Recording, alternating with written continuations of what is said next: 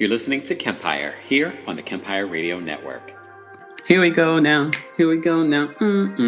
Hey y'all, welcome back to the Kempire channel, your number one source for pop culture news and music, entertainment, reality TV, and so much more. Let me know if you guys can hear me because I am streaming through StreamYard and, different setup, different internet. As you know, I'm in the middle of traveling, but I did watch The Real Housewives of Salt Lake City. As always, be sure to let me know where you're watching from and how you would rate this week's episode. Oh, I forgot to put the actual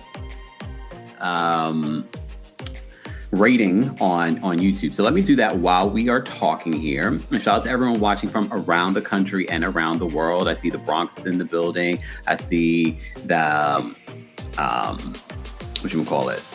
Connecticut's in the building. California's in the building.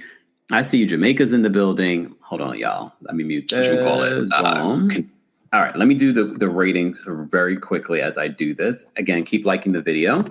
How would you rate this week's episode? And this goes for our replay crew as well. Be sure to let us know how you would rate this week's episode from 1 to 10. I probably rate this up. It was a good episode.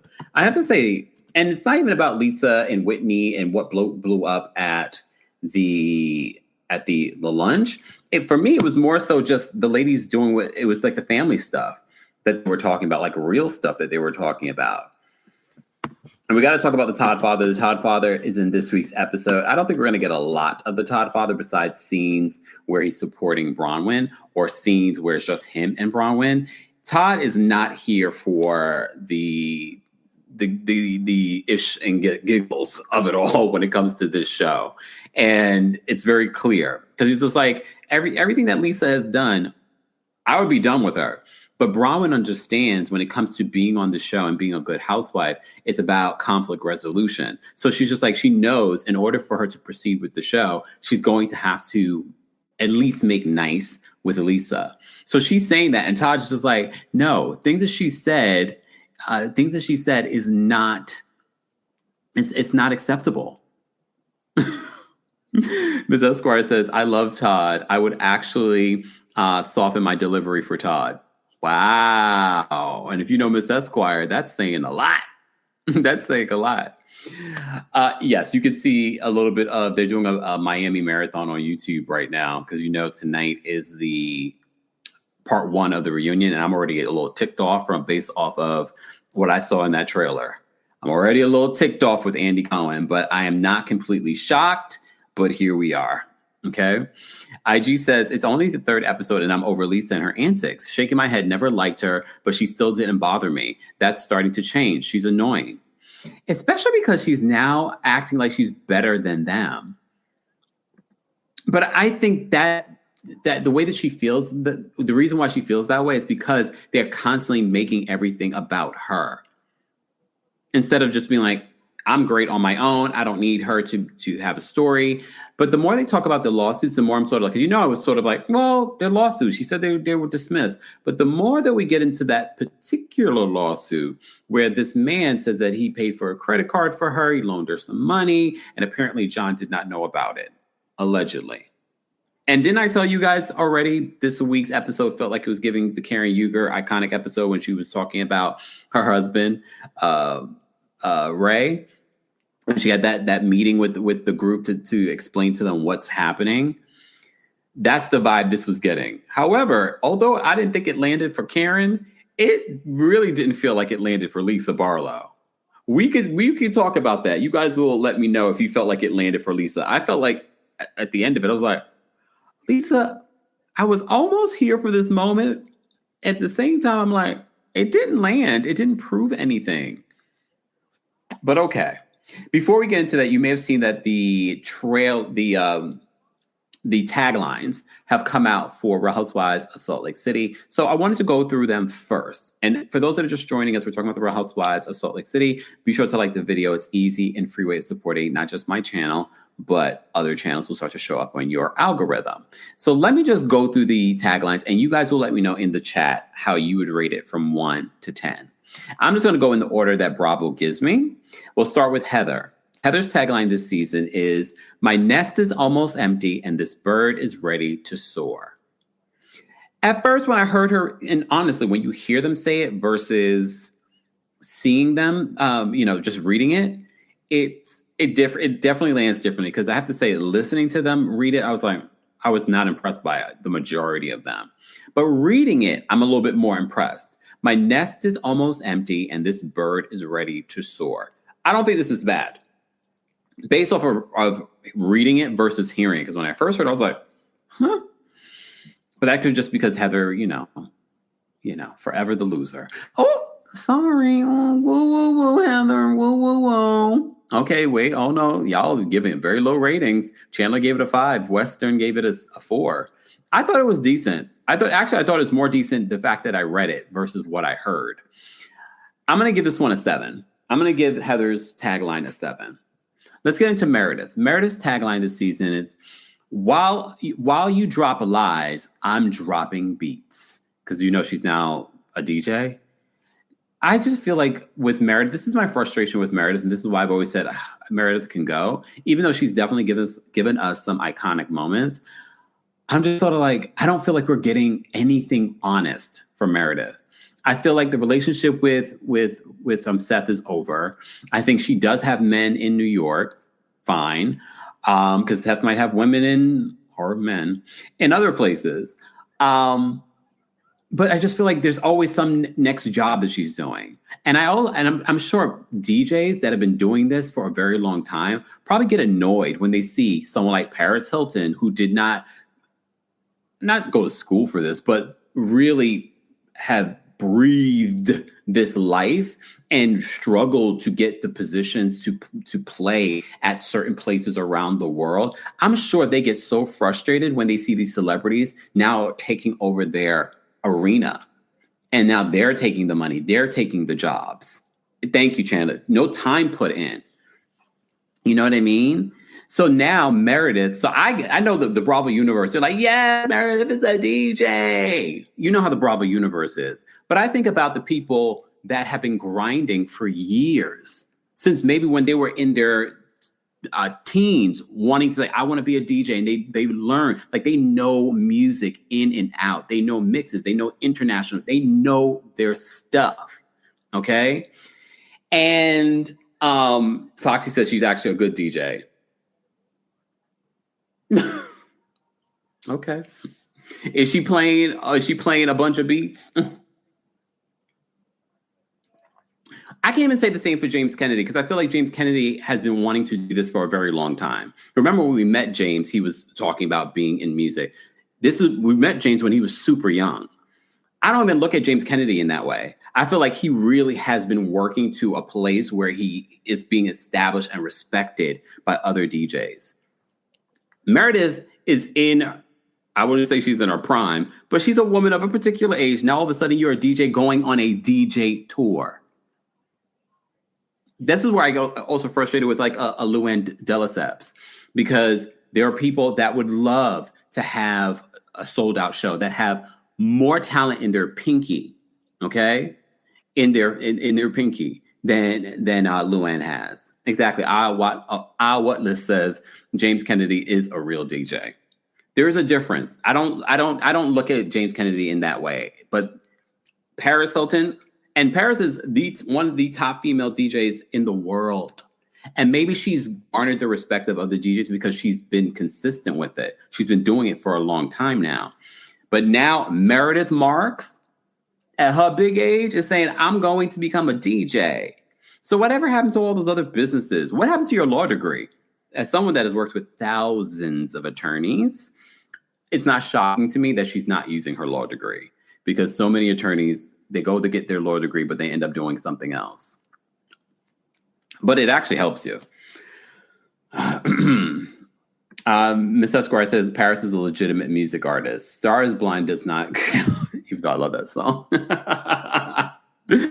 All right, let's move on. Let me actually get to my note. Let me get to my to these ratings. So Meredith's tag on, damn, we went on a whole digression. Meredith says, while you drop lies, I'm dropping beats. Again, when she says it, it doesn't land. But when you read it, I don't mind it. I'm going to give this one a 7 too. I'm going to give this one a 7. I'm leaning more towards like a 6.5, 7. How would you guys rate Meredith's tagline? While you drop lies, I'm dropping beats in the studio. Bronwyn's tagline for season 6 is, if my closet had skeletons, at least they'll be well dressed. This is clever. Again, when I heard her say it, I was like, But when I read it, it lands so different for me. Because some of them just don't know how to read it in a way that's like, yes, the delivery is important. If you had to rate Bronwyn's tagline, if my closet had skeletons, at least they'd be well dressed. I like it. I'm going to give that an 8. I'm going to give it an 8 because I do like it. I think it's very clever, especially with, I'm sure more stuff is going to be coming out about Bronwyn because she's going up against Elisa. Angie K's tagline for season 6 is, I'm Greek and the rest are just a tragedy. I'm enjoying you, Angie, but this was not it. I did not like this. And I know she's going to make everything about her being Greek. She's hosting the trip to Greece this year. You saw in this week's episode, she's talking about her Greek heritage. I get why she's mentioning it in her tagline. She says, I'm Greek and the rest are just a tragedy. I know, a Greek tragedy. No, I don't like it. It's okay. I'm going to give it a 4. And I think I'm actually being generous by giving it a 4. How would you guys rate Angie's tagline? Ariana says, I really liked it. Not me. Look, not me. Ciara gave it an 8. K-Baby gave it a 5. Bronwyn gave Bronwyn a 7. Naturally gave it a 5. Coco says, girl, we get it. You're Greek. Shout out to everyone watching on Twitch. I see you guys as well. Sweet gave it a 6. Lakia says 0. Even her daughter is over it. That was quite telling to me because in this episode, Angie talks about her daughter saying to her, I feel like you're making this your whole personality, which says to me all of the Greek talk that she talks on the show, even her daughter is just frustrated with her. Lolita gave it a 1. Elijah gave it a 5. Kataman says, I'm torn. I liked it, but not really. I give it a 5 or 6. Yeah. It's all right. It seems like there's a mixed bag. It seems like there's some people that really like it or some people that really don't like it. Okay, baby says Angie, too. Her daughter was right. I think her daughter's also at an age where she's just not into her mom. Mind you, remember, this is a daughter that slept in the bed with them up until probably recently. She probably doesn't sleep in the bed with them anymore. But Angie, don't you worry, girl. She will get over it and you guys will be the best of friends again. We'll get to Angie's storyline in just a second. All right. And if you're part of the replay crew, be sure to let us know how you would rate these taglines. Whitney's tagline says, roses are redheads, violets are blue. Don't come for me or I'll come for you. I actually think this is cute. Roses are redheads because that's the color should be sporting this entire season. Violets are blue. Don't come for me or I'll come for you. Especially after watching this week's episode, it's like, oh, that's the energy that Whitney is on this season. I thought this was clever. I'm going to give this a 7.5, maybe an 8. I'm going to give it an 8. I'll give it an 8. All right. How would you guys rate Whitney's tagline? Let's see what you guys are saying. Okay. I see a 6. I'm seeing a lot of 6s for that. Okay. Sweet Cherry 5.5. Sierra gave it a 2. Oh, I'm seeing a lot of 6s. I guess I was generous. Moni says it was cute, but I wasn't crazy about it. 6. Okay. Exactly, Sierra. I have to say, when you hear them say it, all of them would have gotten lower scores. But when I read it off the page, it sounds better when I read it. When they read it, I'm like, I'm not convinced. And we have to keep in mind, too, they don't decide which tagline they're going to end up for the season. That's up to production. They're given a bunch of taglines. They'll offer some taglines, and then production decides what the tagline will be. Mary Cosby's tagline is, I'm just here to eat, drink, and be merry. We know what that's a play off of. We know it's a play off her name. And the saying, eat, drink, and be merry. This was actually not great. I like the cleverness of it all, but I don't love it. It felt, especially because she's so funny. There's so many really great moments for Mary already this season. I'm just like, y'all could have just given her a better tagline. It makes me wonder, because I always hear that the housewives a lot of times they don't end up liking the taglines that's chosen for them, and they wish that they would have chosen a different tagline. It makes me wonder if there was another tagline that Mary prefers. I don't love this one. It's just kind of blah. I'm going to give it a 5. How would you guys rate Mary's tagline? Bergie said a 10 out of 10. I know you lying. B-Pen says 10 for Mary. Dion says 10 for Mary. Bernadette says, I love it. Y'all are corny. No, this is your feeling. I'm not going to judge your feeling, but I can because I'm here. Angie gave it a 9.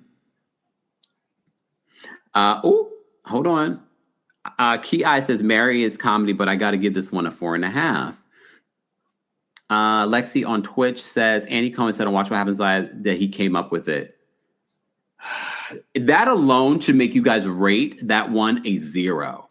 Andy Cohen says that he came up with that particular tagline. That alone should tell you you need to give it another rating. For those that rated already, rate it again. Rate it again. Andy Cohen came up with that one. Andy Cohen came up with that one. Hey, Nelson. Bernadette says, whatever, Kempire. Come on. J. Pooh gave it a 2. Yeah. Angel gave it a 0. And Andy came up with that one. You know what Andy is giving as bland as you are. As bland as you are. Christiana says still a 9. Okay. Sierra says Andy did one good thing. Oh, not one good thing. Nelson says if Andy came up with it, I'll give it a 7. That's still generous. Jermaine says very vanilla. Poppy says a -1. Tesker says, look, Kempire, a broken clock is right twice a day. 10. You know what? All right. You guys feel the way that you feel. I personally disagree. It's not a bad tagline, but it's not. When y'all look back at some of the taglines that we've gotten from Housewives, that one, y'all, in comparison, we were like, that's not it. All right. Let's get into Lisa Barlow's tagline. Lisa Barlow's tagline says, I don't go low. I go the distance. I thought this was good. It was short to the point, very clever to go based off of something that she said before. I thought this was really, really good. I don't go low. I go the distance. And I will give Lisa this. Her delivery of the actual audio was really good as well. I'm going to give this one a 9. Dare I say I would almost give this a 10. But that's my opinion. Y'all don't have to agree with me. Mancy gave it a cute 7. Jennifer gave it a 3. We are really not on the same page. K-Rose gave it a 3. Lisa gave, K-Baby gave it a 7. Look, Ariana gave it a 10 out of 10. Coco says, huh? It's so basic. Well, that's Lisa. I don't go low. I go the distance. I don't know how you guys can say that that's basic, but then say that Mary Cosby's tagline is not basic. It's literally a basic saying that's been said before.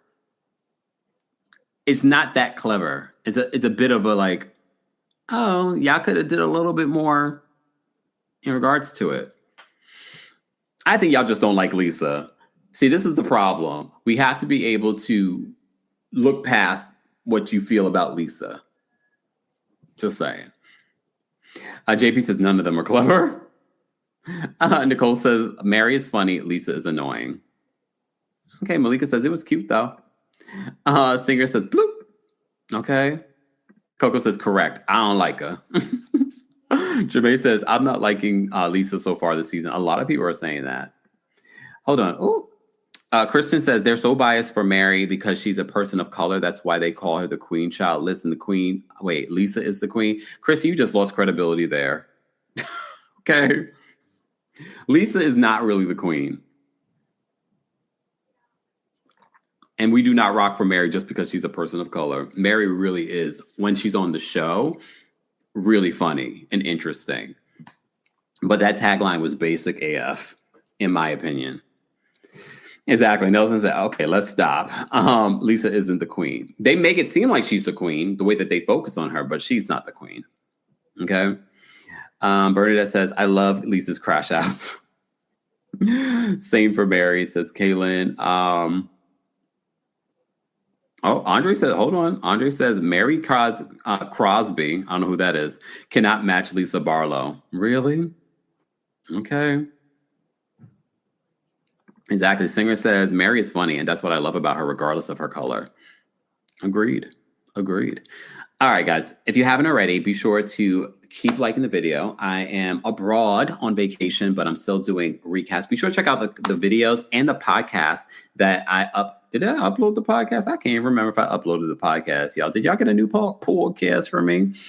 Because I probably didn't even upload it. Did I upload it? See, when I do something in the middle of the night, let me just make sure I uploaded it. Please hold. I may not have uploaded it because I did it literally late hours yesterday.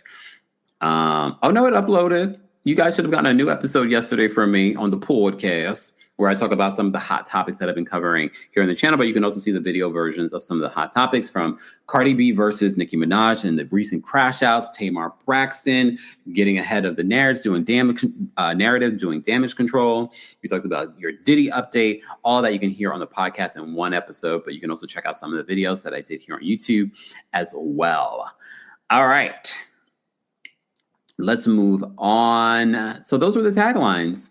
All right. So if you're part of the replay group, be sure to let us know your thoughts and opinions on the taglines as well. Let's get into this episode. I've been talking already for 20 something minutes, and we haven't even we briefly talked about the episode a little bit. But at the top of this episode, we have Lisa Barlow with her husband, John, and they're planning some sort of event where Steve Carell is going to be there, and a bunch of different famous people are going to be at this event. Part of me sort of like, okay, is she hosting an event for her liquor brand? Because I didn't understand what she was hosting this event for. Or is she a part of someone else hosting an event and she's providing the liquor, but she's making it seem like she's hosting these celebrities? I don't know. Thank you, Coco. Coco says, by the way, the skin is skinning. Thank you. And you know, when you travel abroad, the water's different. I was peeling a little bit yesterday. I was like, ooh, the water here must be horrid. But I'm still keeping up with my skincare. I still got my butter products with me. Matter of fact, I need to email Butter to get us our discount code for YouTube. But if you want a discount, head on over to my TikTok shop at TheKempire on TikTok, so you can get some of the butter products that I'm currently using. I brought with me on this journey. I got my vitamin C. I didn't bring the silky soft towels with me. I said I was going to, and I completely forgot. This is why I end up overpacking, because I end up like, oh, I forgot this still. Okay. But anyway, you can get all of that on the TikTok shop. All right. So let's get into this. I think she's a glorified influencer party planner. I mean, she really does have a liquor brand, Lisa Barlow. I just didn't understand what she was planning this for. But that's the whole narrative this season, that she's better than the other women. She's doing she apparently is mixing and mingling with these different celebrities. I'm just not understanding why. And it could be because she has this liquor brand. Have you guys had her tequila? Is her tequila doing that well? I'm wondering. Okay. Oh, wow. I didn't know that. Hold on. B Pen said, it wasn't on my airline. I wonder what airline that was. B Pen says that Kempire was watching someone review business class on one of the airlines, and in their amenity pack for the airlines, they had butter products. Okay, Butter. Y'all doing big things. What airline was that? I don't know. All right. Singer says she's never tried the tequila. Y'all know I don't drink. I know I've talked about it with other people before, but you just never know. I think American business to Tokyo. Oh, I haven't flown American in so long. I've not flown American Airlines in so long. Just because they're not really going to places I want to go. But now that I know they fly to Tokyo, though, that's good to know. Okay, Butter, we see you doing big things. Nelson says, I haven't found the tequila. That was one of the things a few seasons ago when she first came out, Lisa Barlow, when she first came out on the show, that a lot of people saying they couldn't find the tequila. I'm not looking for tequila, so I never have, looked for her particular brand. But I don't know if her brand, Vita Tequila, I don't know if it's up there with some of the top tequilas of the world. I'm sure her being on this show has made it more popular, without a doubt. But okay, anyway, so Lisa's planning this event, and she's talking about who she's inviting. She's talking about some of the people that she's like, I work with so many important people. They don't understand the life that I live. I'm planning an event with Forrest Whitaker. I work with Usher, Randall Radcliffe, Harry Potter. And I'm like, well, I mean, if she really is, but okay. Trish says it's always sold out, just like Meghan Markle's jams. Really? Okay. Oh, see, Jay says you are not missing anything. Not flying American Airlines. Their flights are constantly delayed. I haven't flown American since, oh my gosh, it's been years since I've flown American Airlines, but I've digressed. But okay. So Lisa this season, and I get why people are not liking Lisa this season, because they're thinking to themselves, this woman is now always bragging about the celebrities, how she's different, how she's better. The lunch that she had with, and I forgot to mention this during my recap last week. Was it last week? Yeah, because this is only episode 3. When Heather met with Lisa, but before Heather even sat down, that black woman was such an icon, because the way that she kind of rolled her eyes at Heather, kind of looked Heather up and down. Like, I don't think anyone was ready for that moment. Like, what? Like, she just kind of like, so Drunk Drawn, I don't know if you see them on Instagram, like, it was such an iconic moment that they even did a photo, an art piece of this woman. Tesker says that woman's face. I was like, because it stood out. It was such a moment. Because I guess the background characters of these reality shows usually are supposed to ignore what's supposed to happen. And she was not ignoring in that moment. I'm glad she didn't. Okay. Yes. Christian says that the Salt Lake City socialite's back, and Amy's back. And this time we're hearing her speak. I wonder if they were considering Amy, or Amy wanted to be considered. You know what I mean? And I'm kind of like, I don't like when people want to be considered for these shows. Then it makes me wonder, like, is she really that girl? But apparently she might be really that girl. Loves Mimi says her facial expression was hilarious. Yeah. And I forgot to mention it last week. And I was like, let me mention it this week. And I mentioned it in the comments as well during the live chat. So Lisa is acting like she's so much better than the group. And I think that's part of the reason why there were a lot of people that didn't love Lisa before. But especially this season, you see her leaning in, like, I'm partying with this one. I'm doing that. I'm in this and I'm doing that. La, la, la, la, la, la. And I don't know if that is the life that she's really leading. Because again, I know she has a tequila brand, but what is that actually worth? Is that really worth a lot of money?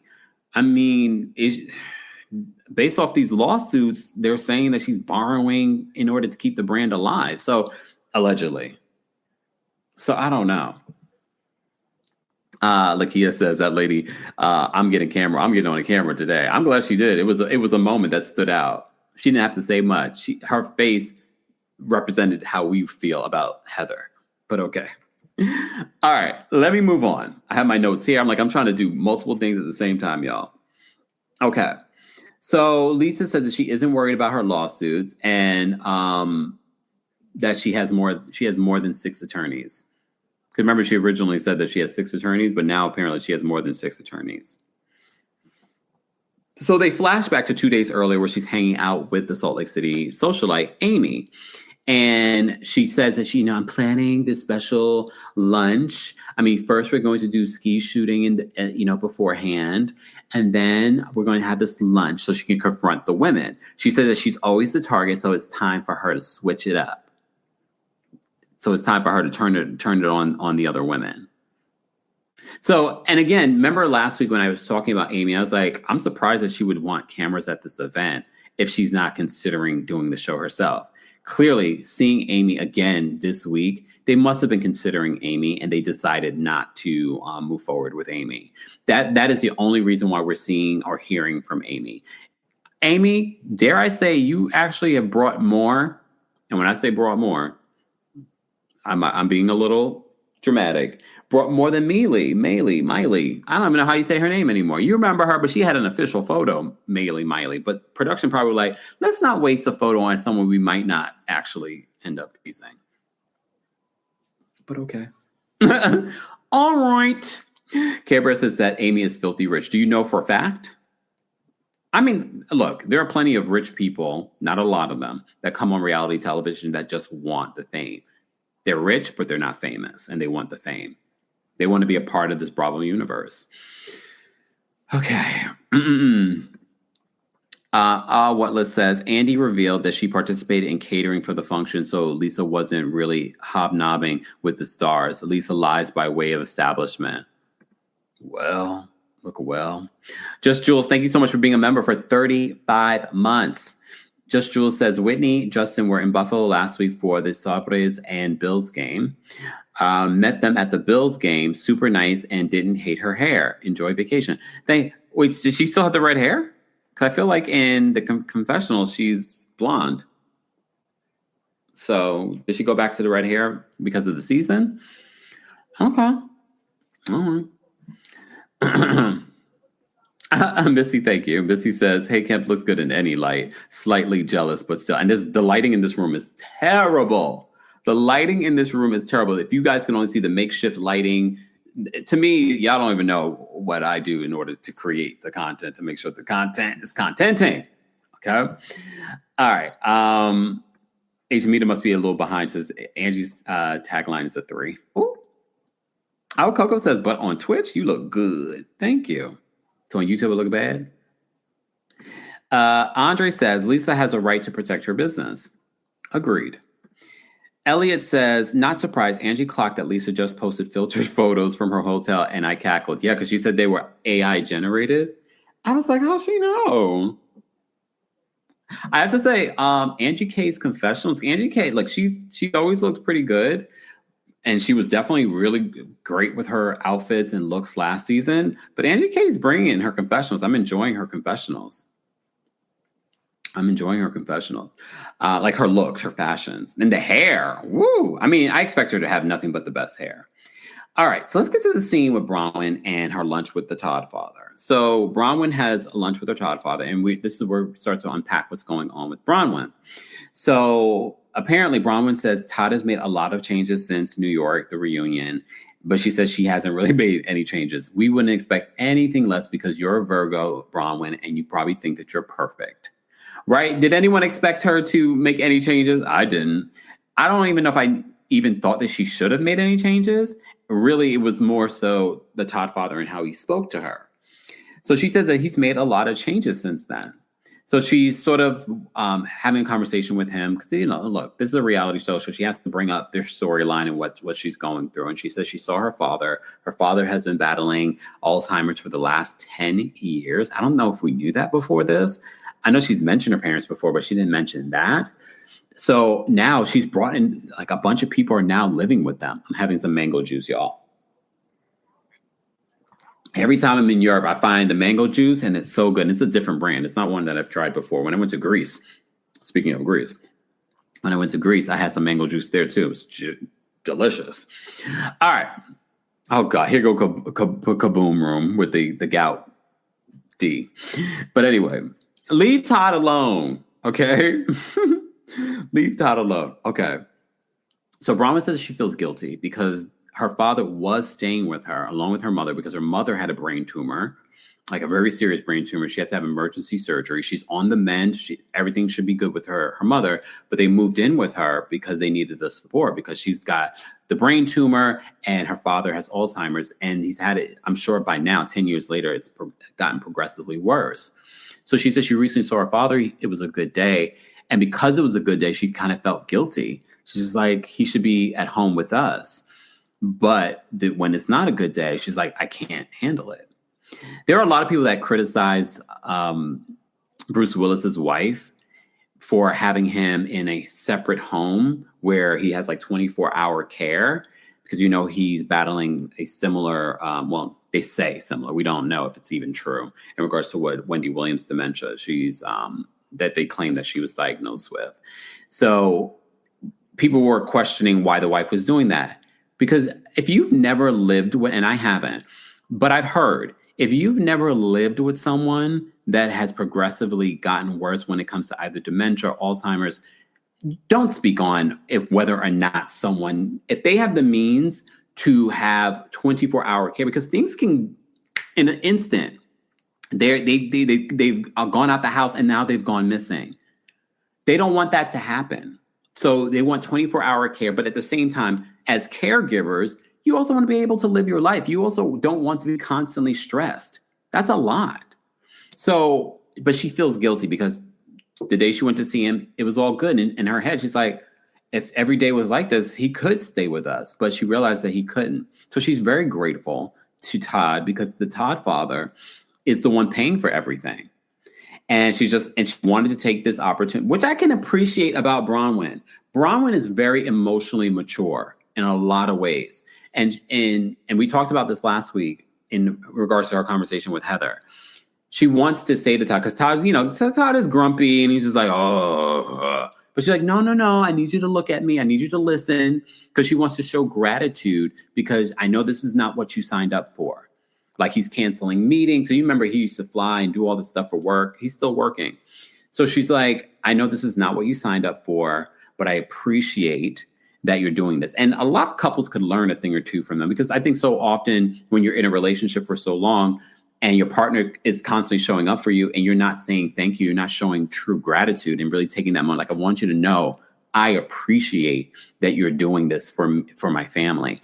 And our home went from being just me, you, and our daughter to now me, you, the daughter, the boyfriend, my mother, father, you know what I mean? And now the parents, they're in their own financial constraints because of health issues and whatnot. So Todd has stepped in and taken care of that. That's important to note because that comes up a little bit later when she has a conversation with her mother. So Bronwyn says that she's very grateful to Todd for that. Bronwyn did, in a separate scene, have a conversation with Meredith. And she's opening up to Meredith because, remember Meredith lost her father, and she's explaining to her what she's going through with her father. And Meredith was like, maybe you being this busy is actually very helpful with everything that you're going through. I know for Meredith, it's going to be hard for her to get close with Bronwyn, especially with everything that's going on with Lisa. It will be interesting to see if they're able to forge some sort of friendship. But again, any good housewife is able to keep that separate, be able to develop a friendship with someone on the show despite that person having an issue with someone else. However, the not so good housewives, the Fox Force flunkies, they start doing teams. And I hope that this is not the direction that this goes, but it was nice to see Bronwyn and Meredith sit down and have that conversation and find some relatability. And that is what Bronwyn got from the conversation. She was like, it seems like, we haven't known each other a long time, but it felt like we were actually connecting and getting to know each other, which leads to Bronwyn talking about her issues with Lisa. And Todd is like, everything that she's done is unforgivable. Because look, again, I've said this before, if in real life this stuff happened to us, we would be done with that person. We would not be filming or working or doing anything with these people, right? We wouldn't. We would just move forward. we would be done. We'd be on to the next page. We would not see this person ever again. However, these people have to work together. So when I hear Bronwyn, I know some people will hear Bronwyn and be like, oh my gosh, why is she always sucking up to Lisa? And it was definitely giving that energy last season. But the way that Bronwyn said it, for me, I understood that what she's talking about is not necessarily being besties with Lisa. It's like, I'm filming the show with her. I'm on this show. I have to be able to have conflict with Lisa and then move forward. But in the Todd father's brain, he's just like, she's done the unforgivable. You should be done with her. He then mentions how, because she's like, I don't, she says to him, I don't like when people don't like me. He's like, there are a bunch of people on Facebook that don't like you. And then Robert's just like, Facebook? She's like, I don't have Facebook. I don't have Facebook. And then she was like, well, no, you're talking about Instagram, even though it's owned by the same people. I don't know if you guys know that. Meta owns Facebook, they own Instagram, they own WhatsApp, and probably a bunch of other stuff. They just whatever happened to monopoly laws? Did we not have those anymore? Just saying. But okay. Mary says that Lisa's splitting the difference between the girls. Okay. B-Pen, thank you so much for the super chat. B-Pen says, my mom has dementia, and I really appreciated Bronwyn. I knew it. I was listening to Bronwyn talk about her father's struggles, and I'm like, there are going to be so many people that are they're going to see themselves in Bronwyn and be able to relate. B-Pen says, my mom has dementia, and I really appreciated Bronwyn speaking about the effects of this on the person and their families. The caregivers are, people don't think about the caregiver. I can't even imagine that. And again, if you have the means, not everyone has the access. Not everyone has a Todd father to be like, I will pay for the facility. Some people have to take their parents under their own roof, and they have to take on the burden of making sure everything is a safe environment for this person. They have to keep eyes on them at all times. There's a lady randomly, because I've liked her videos, so they keep coming up, where she talks about her mother with Alzheimer's and the different prompts that she uses while working with her mom in order to not get her mother agitated or confused by just like, oh, come inside. Or, so she does these different scenarios on social media where she talks about that. Because a lot of people, that's going to be helpful for them because they can't afford to have, their mom or dad in a memory care unit like Bronwyn's able to do. RC said, thank you so much for being a member for 6 months. It said, it's only been 6 months. Laughing out loud. Todd is on point. I know, RC. It feels like you've been here forever. Yay. Let me see what you guys say. Romel, thank you so much for being here. Romel says, hey, Kempire, I didn't watch, but I did see clips, and basically it's the Lisa show again, and I'm not watching it anymore. It's their fault. It's the cast's fault. They're constantly making it about Lisa. Lisa's not that interesting. I've been saying this.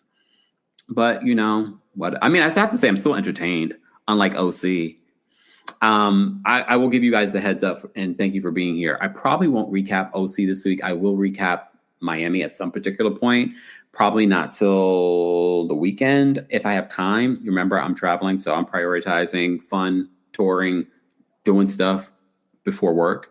So whenever I have time, I'll do Miami. I'll probably get to the OC whenever I get back. Sorry, but not sorry. Thank you, Sophia. Sophia says, I like how you spell it. Sophia, is that how you pronounce it? Osmond said, Osmond. I know it's spelled differently, but Sophia says, please show some love to Kemp, who joined us even when he's on vacation. Thank you, Sophia. Thank you, Nelson. Nelson says, take the break, you deserve it. Thank you. Cubite says, Heather is a booty licker when it comes to Lisa, and it's disgusting. But we got to talk about where she sort of ventures away from Lisa in this week's episode when it comes to Heather. I was actually kind of shocked, but okay. Tanya says that OC is not as great as Salt Lake City, hence why you see me doing an actual recap during my vacation. It's almost 5:30 here in Europe. All right. Romel says, I know some people was tired of Miami, but I can rewatch it all over. We love Miami over here. I'm looking forward to the reunion. I'm kind of looking forward to the reunion, but I'm also kind of not looking forward to the reunion because I feel like they're not going to be handling the questions the way that we need them handled, but we will do that. Thank you, Tanya. Tanya gifted 5 Kempire memberships. Thank you, Tanya. And if you weren't, first of all, if you were gifted a membership, please say thank you to Tanya. If you didn't get one, but you would like to be a member of the channel, head on over to teamkempire.com/join to become a member. Thank you for the memberships, Tanya. We appreciate your generosity always. Guys, you can also support just by liking the video. Don't forget to subscribe because I know some of you are relying on the algorithm for you to keep finding my content.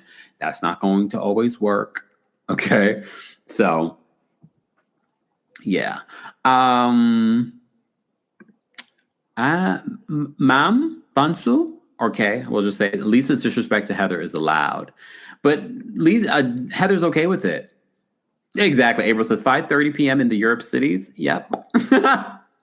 Yep, April. Yep. Okay. Oh, okay, Dr. Mizzy, welcome to being a member. Again, thank you, Tanya, for the memberships. Angelique, thank you for being a member for 38 months. Can we make no more poster boards on Bravo a thing? I mean, I kind of enjoyed it, though. I kind of enjoyed it. Honestly, if you see the clip from the reunion from Miami, I kind of wish I kind of wish that Gertie had some poster boards of the text messages. Remember, when that episode happened, and we'll talk more about this week, when that episode happened, I got the text messages. I got the screenshots of the text messages. I read to you the text messages. And if you read the text message is text message. The point is made. But okay. Okay. All right. Let's move on. Let me go back down. So Todd is done with this group, but Braun was just like, no, she wants to be able to move forward. All right, let's move on. Angie is at her dad's home. Okay, this scene, I don't know. Every time Angie meets with her father has such a sweet energy, and I don't know if it's because he's been through so much. We didn't even know the true depth of his story and what he went through and how he grew up poor. We get that in this scene. But we also know that he raised, how many siblings does Angie have? We never really even met her siblings. Okay. So it makes me wonder, I'm telling you, like seeing her father and the fact that the father, after the mother died, remember from alcoholism, that, he raised all those kids on his own. And he has such a close relationship with Angie. And she's like, that's my first call in the morning, my last call at night. So I always think about like, damn, this man worked and raised all these kids on his own. You know what I mean? Hold on. Cupitated says that he has like 6 kids and I think Angie's the youngest. Right? Linda says, I love Angie and her dad. Thank you, Mary Jane. Mary Jane, TheKempire. If you don't recap the shows, nobody will be mad. Seriously, Mary Jane, you need to look at my Twitter. People were blowing up my Twitter yesterday. Like, where's the recap? Where's this? How come you're not talking about that? Okay. Anyway, so back to Angie at home. So this was a sweet moment, and it also kind of made me sad because it's almost poetic. Because her father loves to do the roses. They show a picture of him doing the roses with Electra, her daughter. The roses are so beautiful and lush. You could tell he does a good job with those roses. But she says the roses, every time the roses bloom, she says it reminds her that she got another year with her dad. Which then made me go down in my head, think to myself, like, well, the years that her dad's not there. Oh, so she'll always have this connection to the roses. But she says that, every time they bloom, it's a reminder she's got another year with her dad. Whoa, whoa, whoa. I thought that was beautiful. Right? Oh, so the dad says, I wanted to show you some photos. So he goes, her dad is sprightly, though. He's 80-something years old. Her dad, you see how he was moving? Sometimes I can't move that quick. You see how Mariah moves? So I was like, the dad is so sprightly at his age. So he goes and gets the photos. And he's showing all the photos. He's making jokes. He's talking about, I'm the handsome one. He was the handsome one in the photos. And she was talking about how, you guys weren't really smiling in the photos. And he was like, it was a hard life. And he talked about living in Greece during the war and coming to America and not having anything. And I was just like, oh. Like he's been through so much, but his energy is so peaceful. His energy is just so sweet. There's a softness to him. There's still that, dad energy, but there's still like this softness to him, especially when he's around his daughter. He's 89, right? He's like 89 years old. He looks good. He looks good. So he's like, I made you some Greek coffee. And he's like, Dad, you make the best Greek coffee. Is the mother also Greek? Yeah, I believe her mom was also Greek, right? Her mother was also Greek. So anyway, let me see. Right, Jennifer says Angie's dad is absolutely lovely and gives off a gentle soul. Okay, so I'm not the only one.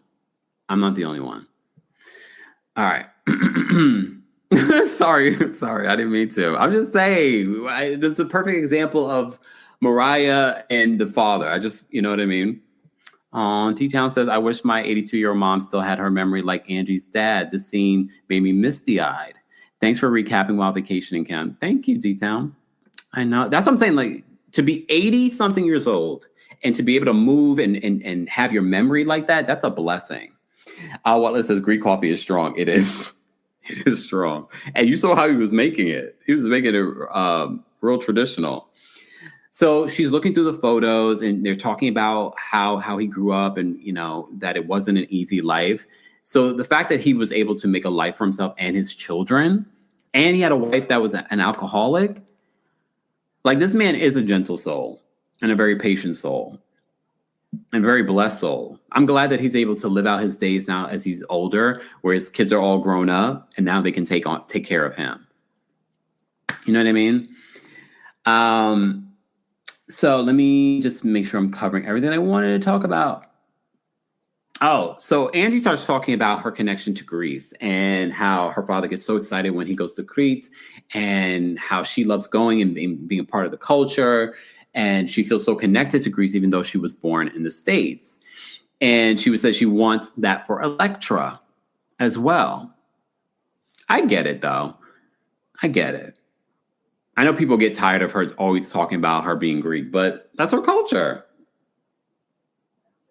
And I think for her, because of her dad, and she loves her dad so much, that makes her want to embrace it even more.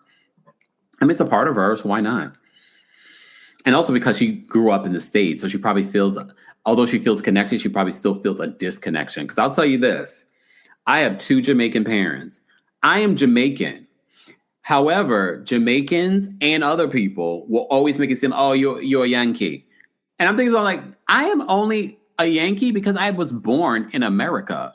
But at the end of the day, that's only because my parents were here. I probably wasn't even made technically in America. Oh no, I think I was made in America. Anyway, I digress. But people, Jamaicans, even my siblings will make it seem like, oh, you know, you're a Yankee. I am only, by chance, born in America. I am Jamaican. I am Jamaican. See, look, Mishka says, wait, look, Mishka says, yeah, Yankee.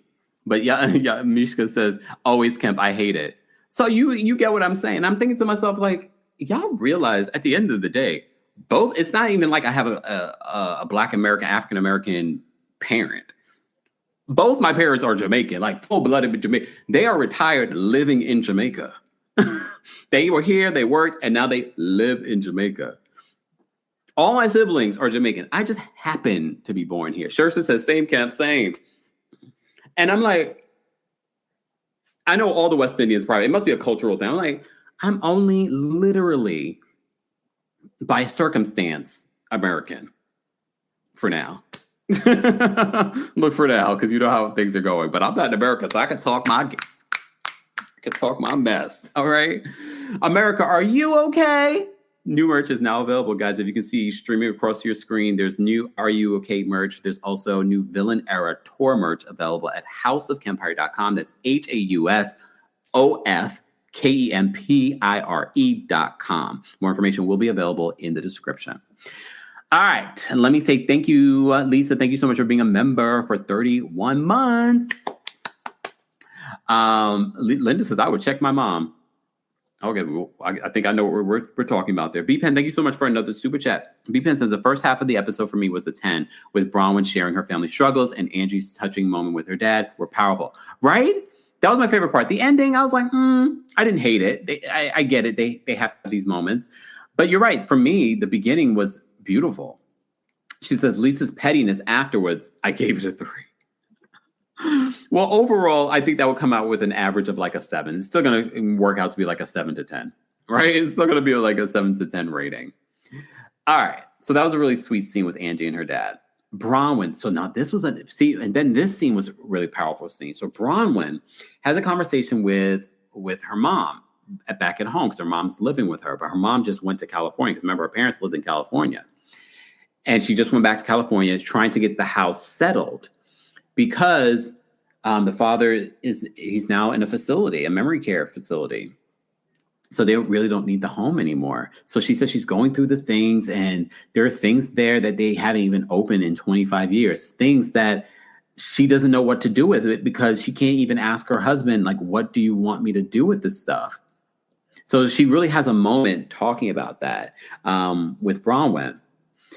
So they talk about the father and how he's sort of like stuck in a certain period of time. And if you've known anyone with Alzheimer's or dementia, they've talked about this. When they look at certain family members, they see them maybe from a certain period of time. So the period of time that he has Bronwyn stuck in is her college years. So you remember that's when she got pregnant out of wedlock in college. And she's like, those weren't my most proudest years.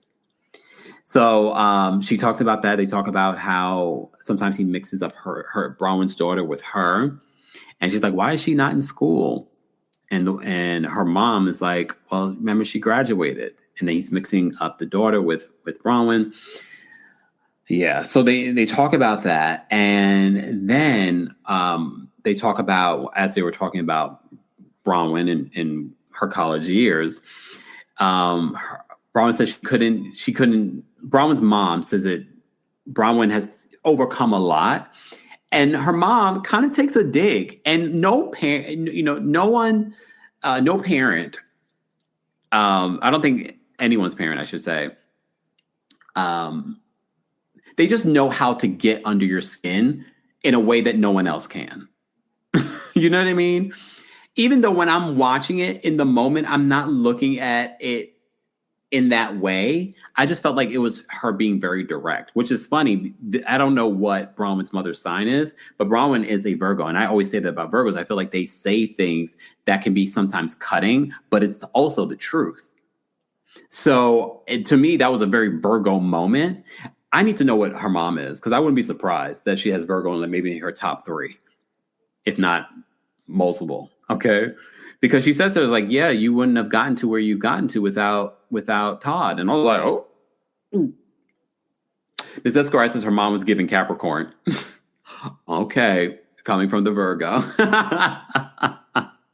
Water Bearer says that some parents are so critical. If you know, you know. And obviously, when that comes from your parent, you're going to feel that more of a dig than maybe us watching it. It definitely felt like a dig. But at the same time, let's be honest. I kind of agreed with her. And there's nothing wrong with it. Bronwyn, you married well. And let's be honest, I think if you didn't have Todd, the situation that you're in now probably would be very different. You know what I mean? Especially if you had to be like a single mom. And I believe she was a single mom for a period of time before getting with Todd. But her life is in a much better place. But of course, Bronwyn, in this moment when her mom says it, she's like, of course, she's going to take that dig. Her mom takes another dig, and she's just like, but this time it's at the Todd father. And her mom basically says, well, I hope you're learning how to deal with everything that, her mom is going through with the father, because, that will be your journey with Todd. And then she's like, oh my gosh. She was like, the call is from inside the house in regards to people taking digs at Todd and his age. She did not expect her own mother to take a dig at Todd's age. But again, yes, it's a dig. But then part of me is like, well, there is some truth, right? There is some truth. But it's okay, Bronwyn. I'm sure Todd is preparing himself for whatever that next chapter will be. Right? Maybe? No? Okay. Guys, if you're just joining us, this is our weekly recap. Even when I'm on vacation, this is our weekly recap of the Real Housewives of Salt Lake City. Don't forget, you can also take us on the go by downloading the Kempire podcast. Subscribe today on Apple Podcasts and on Spotify. If you're a Club Kempire baddie, that is our Apple Podcast exclusive membership. There's a free 3-day trial. I've uploaded live from Philadelphia. You can listen to it right now as a part of being a friend to Club Kempire. Join today on over to the Apple Podcasts, either their app or the website if you don't have an Apple product. And you can be a part of Club Kempire and listen to that. Okay? Well, Lexi, can you blame her? Lexi says her mother is not in her tact era right now. Her mother's going through what she's going through. I don't, honestly, I can't even blame her for not having much tact. Okay? Let me see what you guys are saying. Oh, hey, Sophia says, I've noticed several Somali sisters in the Kempire community. Hey, always lovely to see. Hey to our Somali sisters. All right. Oh, DJ says that comment about Ty was so nasty and so rude. She didn't have to say it like that. I think that is who. Can you imagine when Bronwyn went to them about the pregnancy? It wouldn't shock me that she was just as very transparent, very direct when that happened. So you can only imagine, right? What says, oh, Bronwyn, if you want to keep your sanity, put your mama in her own place. She seems like she has no problem with the mom living with her, though. Which isn't bad. She, it's probably better. It's better and it's cheaper to have her under one roof. They have a very big home. Personally, I would need an estate and a little guest house. You stay in the guest house. Let me see. Wait a second. Where is the comment? I just missed the comment. Oh, ZZ says, the comments from Bronwyn's mom just felt unnecessary and mean-spirited. I mean, I think a lot of people felt that way in a way. I didn't necessarily, maybe because I also have a Scorpio mom. So that might, I saw someone else say that too. Like, oh, she could also be giving Scorpio. So part of me sort of like, she could also be a Scorpio mom. So maybe for me, and this is why we need to give people grace, because we all grow up very differently. You know what I mean? Because we are all going to take things very differently. Like I'm looking at that, I'm like, although I can understand why Bronwyn might feel a way about it, part of me was sort of like, I mean, she's not lying. She's not lying. So maybe I've gone through my own trauma. So then there's that. Dr. Miss Honey says, Scorpio makes sense. Ramil says, I was very close to my mom I was very close to my mom. So when I meet or see people who have parents or late like her mom, it hurts me. Also not living with me, being mean to me. Missy says, she ain't wrong though. Deborah says, we Scorpios are sweet. I'm not saying that you're not sweet, but you guys can be cutting with your words. Mr. Mellon Magic says, this is why Bronwyn seeks validation from everyone else. CT says, the more I see Bronwyn's story, the more I feel endeared to her. I agree, CT. She's so human, and I appreciate that balance against the opulence of the show. I agree with that. Let me see. Care Bear says, a Scorpio wouldn't live with her daughter. I don't know about that. I don't know about that. Just based off of experience. All right, let's move on. Let's talk about Angie and Heather meeting at Heather's place. So Heather is in her, children leaving the nest. Her empty nest syndrome is happening.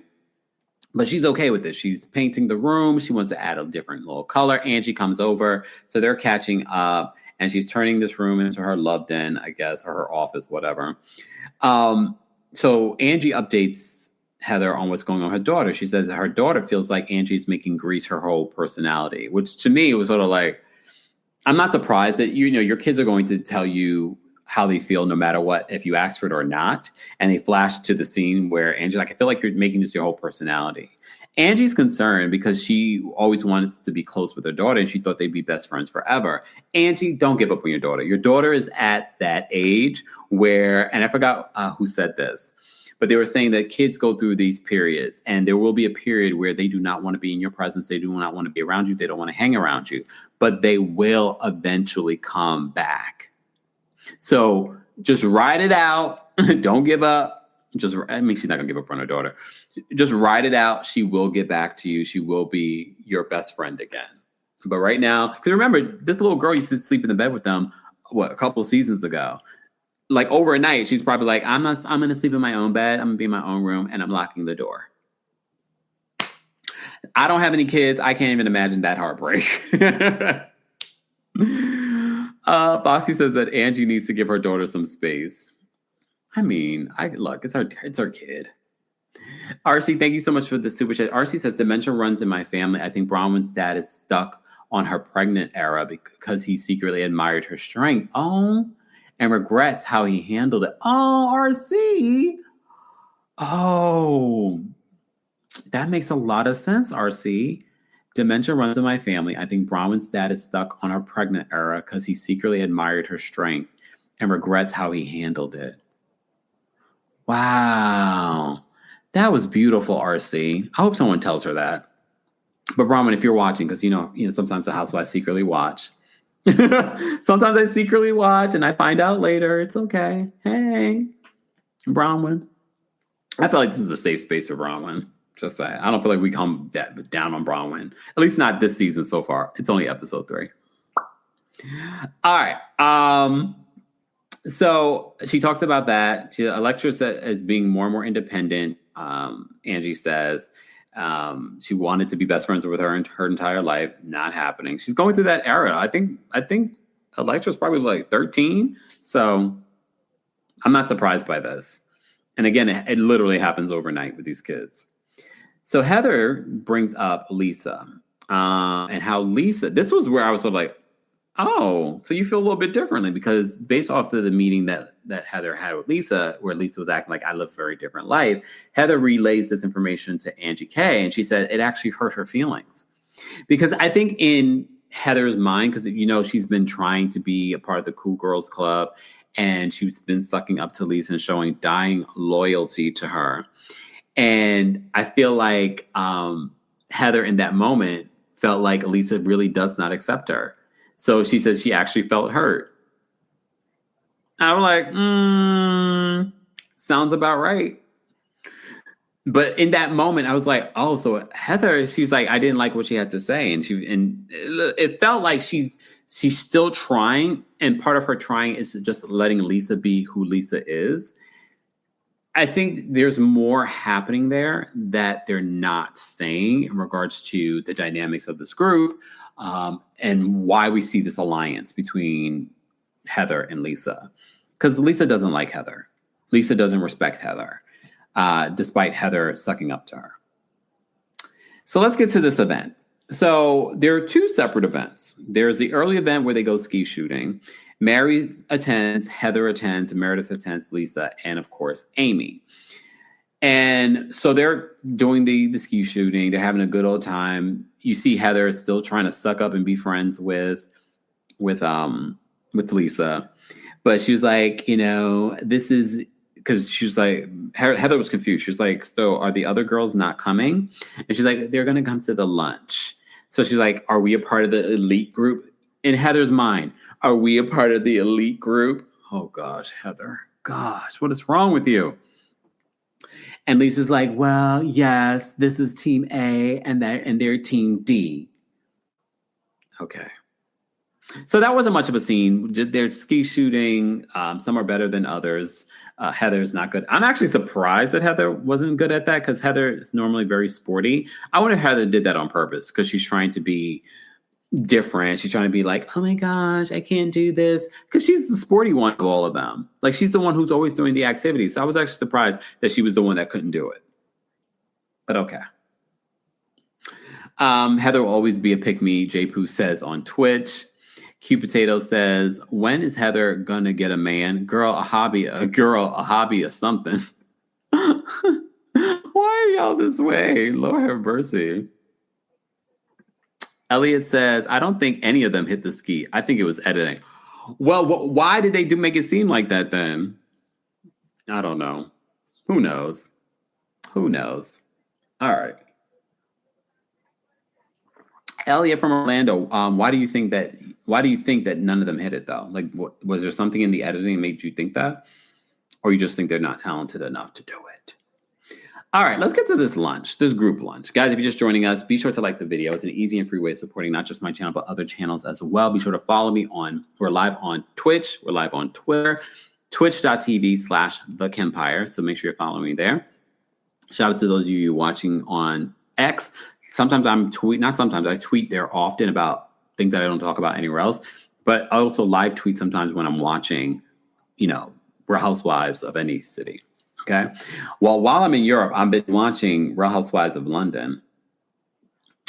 I kind of like it, y'all. I kind of like it because they're giving real luxury. And I know you guys love luxury. And I'm just like, oh, these ladies got real money.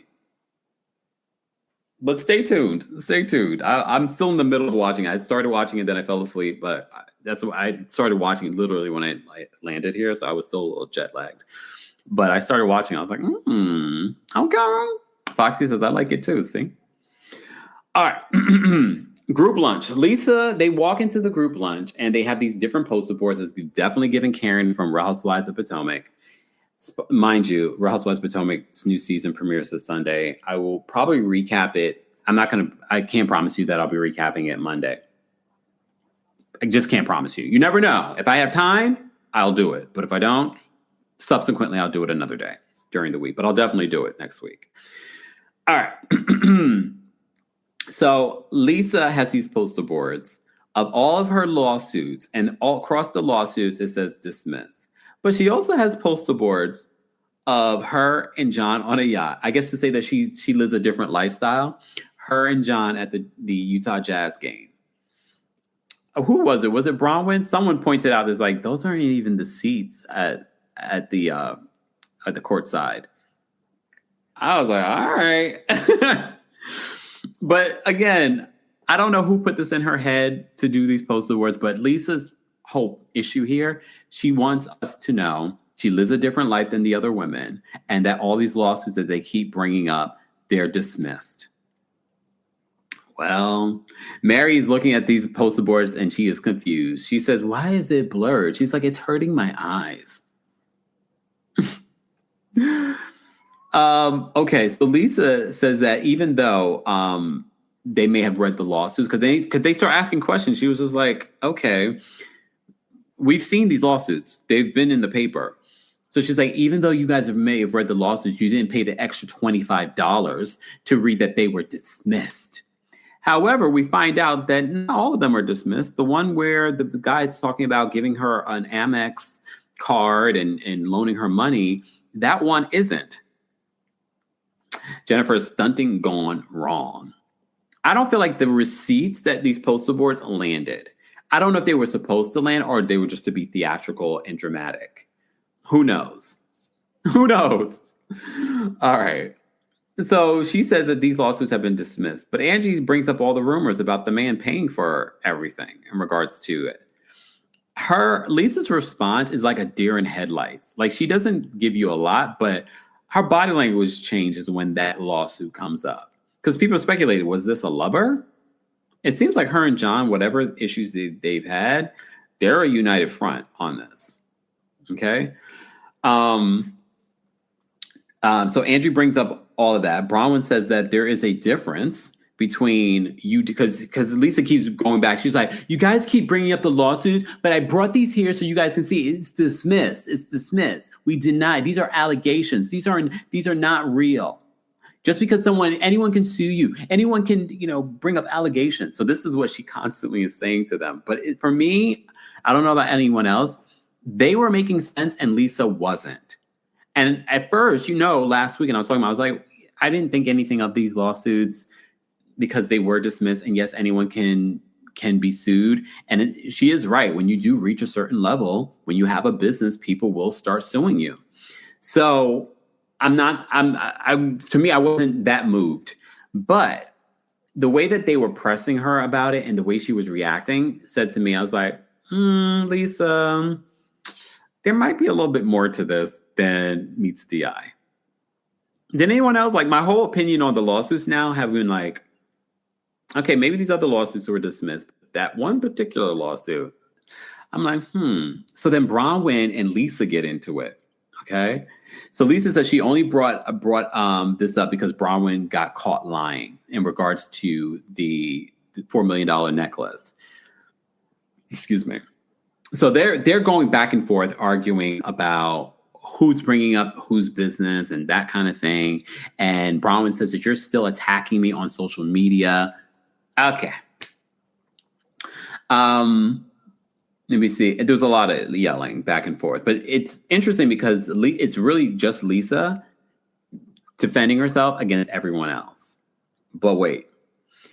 So Lisa says that Andy is trying to be Jen Shaw. And well, before this, Angie says that, Lisa's always talking about other people's businesses and things like that. And it's like, well, you're trying to be Jen Shaw. she's doing that because Angie associated Jen Shaw to Lisa. And she's like, how am I trying to be Jen Shaw? She's like, you go to her hairdresser. And she's like, I do not go to her hairdresser. You go to her brow girl. You go to her eyelash girl. Then Brittany, because you remember they flash back and they show where the brow girl told her tea about Brittany and her on again, off again relationship with Jared. So she's like, is this the same brow girl? At first, I completely forgot that Brittany was there. Sorry, Brittany. You know we usually enjoy you. But I almost forgot that she was even there. Okay. So she's like, is this the same brow? She's like, wait, is this the same brow girl? No one, we never get to the bottom of that. I'm sure it's the same brow girl because literally Angie said, I've been going to this lady for years. So I guess look, it's Salt Lake City. I wouldn't be shocked that they share different services, same people. Okay. Nicole says Brittany seemed even uncomfortable. So the poor waitress comes over. She's like, excuse me, are you guys ready to order?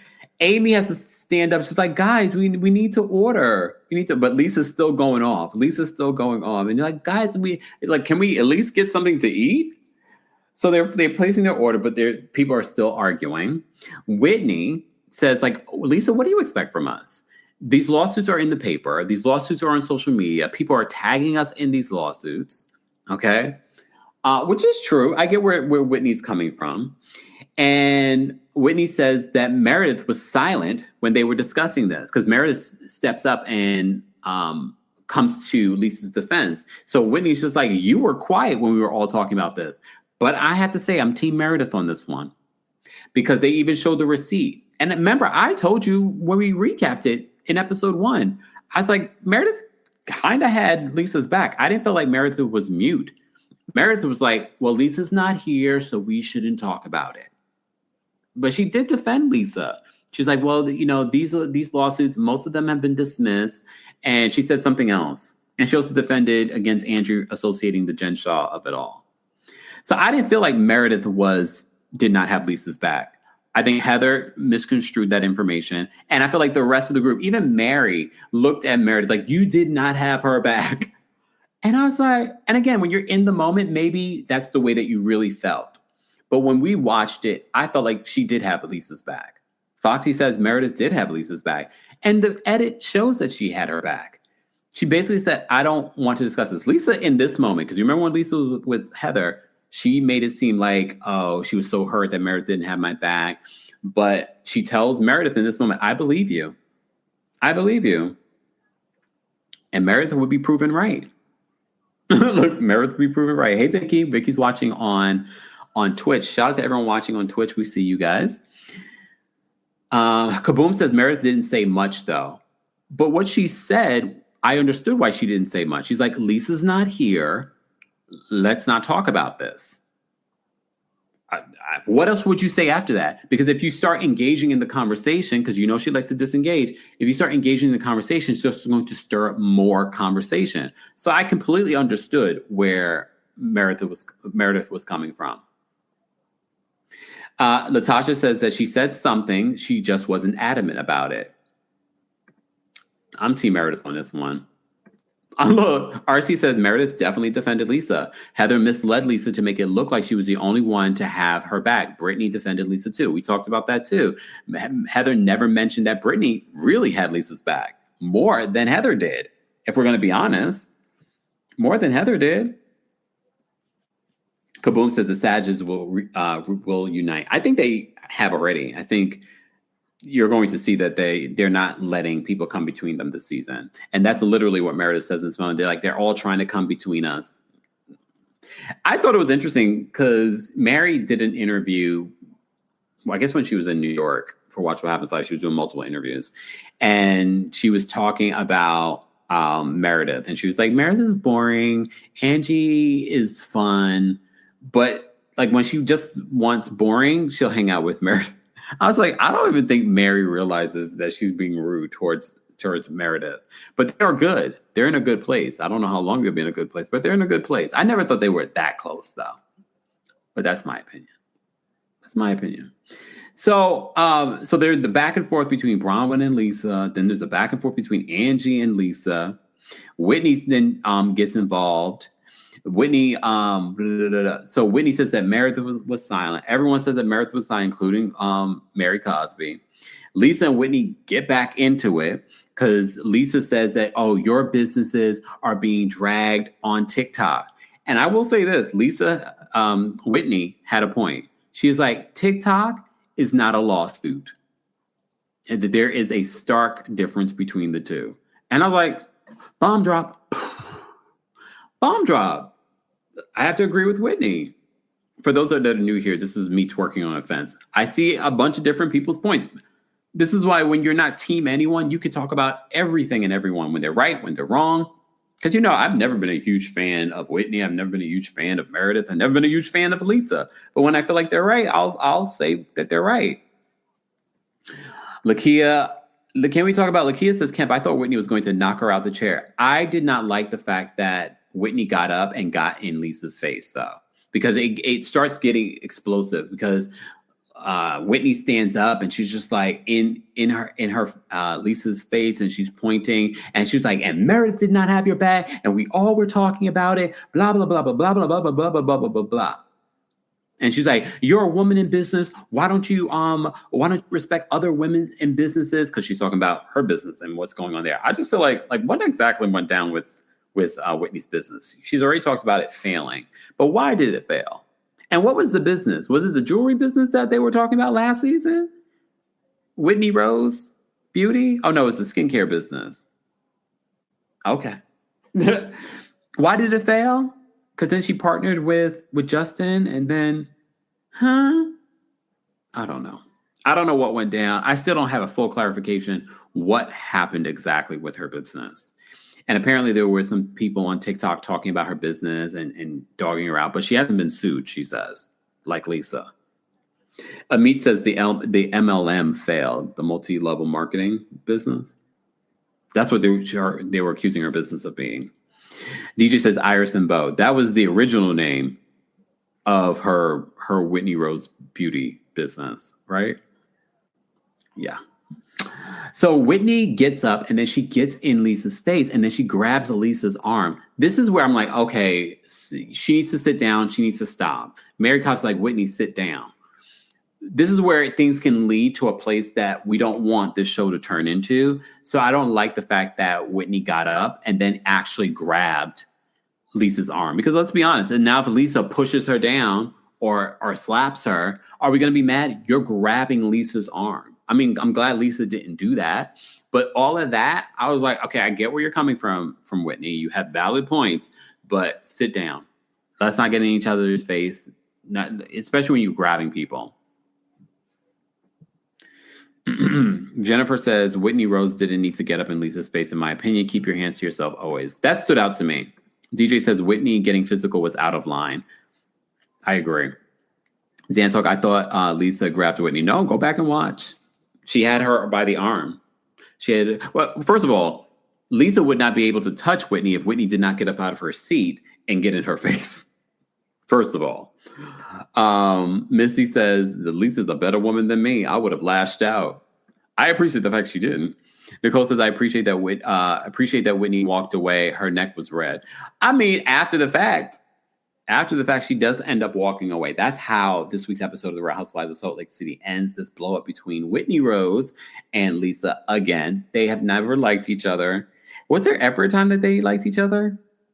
I don't think so. Yeah, I don't think so. All right, before we get to some of your comments, guys, keep liking the video if you haven't already. Maz, can you let me know how many likes we have and how many likes we should get to before I drop the call link for the general audience? But if you are a member of the channel, I'm going to drop the call link on the community tab, post tab, whatever you want to call it. All members, I'll be dropping the call link for right now. We're talking about the Real Housewives of Salt Lake City. While I'm away, I need to have dinner after this. I am definitely hungry. It's the evening time here in Europe. It's still a little light out. Okay, as light as it could be. You know, this part of Europe is a little foggy. Excuse me, y'all. The throat, because I've been talking so much. I'm not used to talking like this. It's been a few days. I've been talking for almost an hour and a half. April says, what? We can call you all the way in Europe? Well, only through here. Wait, how many, Fox, are you saying that we should get to 820 likes, or do we have 820 likes? That'd be fantastic if we had 820 likes already. Let me know. Made up Disease says, season 2 and part of season 3, Whitney were friends. They fell out at the end of season 3. I figured, I knew there was a moment where they got along, but it was like short-lived. I don't think they were ever truly close though.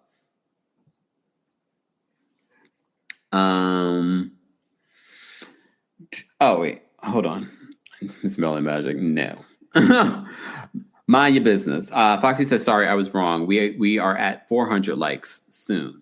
Okay. All right, we're at 400 likes. That's fine. But if you're a member of the channel, I dropped the call. Did I drop the call link? Yeah, I dropped the call in link on the community tab. All right, let me see what some of you are saying in the chat. Oh, yeah, she also threw a napkin. DJ says she threw a napkin and got in her face. These two will always hate each other. They were friends for 2 minutes in season 2. I knew it wasn't long. J. Poo says season 3, maybe they tolerate each other. Very much what I think is happening between Heather and Lisa. She says they were friends for a minute. Can't remember the see. Okay, so a lot of people were saying it. Elijah says, though, I low-key get Whitney, though. Because if you're dealing with someone who constantly puts on airs, I'd be pissed too. I definitely understand where her frustration is coming from, but we have to also remember this is a work environment. You can scream all you want, but getting in people's face and touching people and she grabbed her arm is not acceptable. Coco says that Whitney is letting Lisa win because she gets too triggered by her. Or maybe she's triggered by the business coming up. Like, what happened with that business?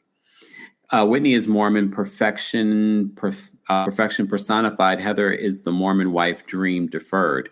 The show needs them both. Ma'am says, Whitney was right and wrong at the same time. I can't stand Lisa, but she has a right to defend her business. Whitney should have been quiet about businesses, but she got triggered. Whitney definitely crashed out in that moment. Let me see. I'm just there were comments that I wanted to read.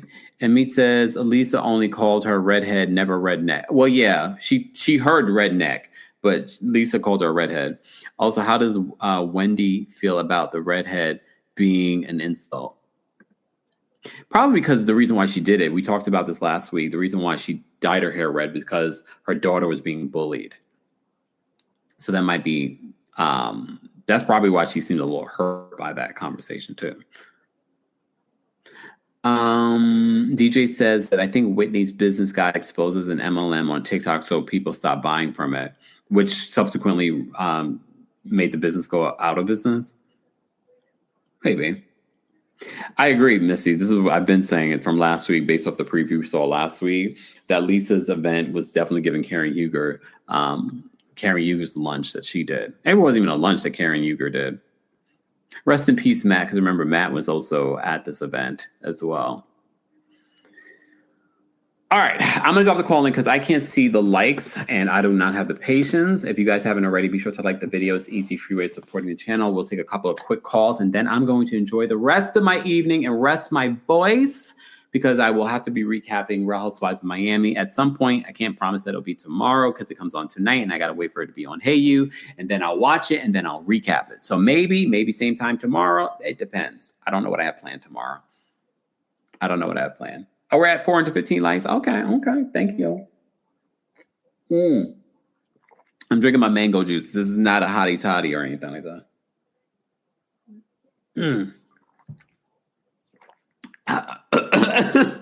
The way I drank that, you couldn't tell, right?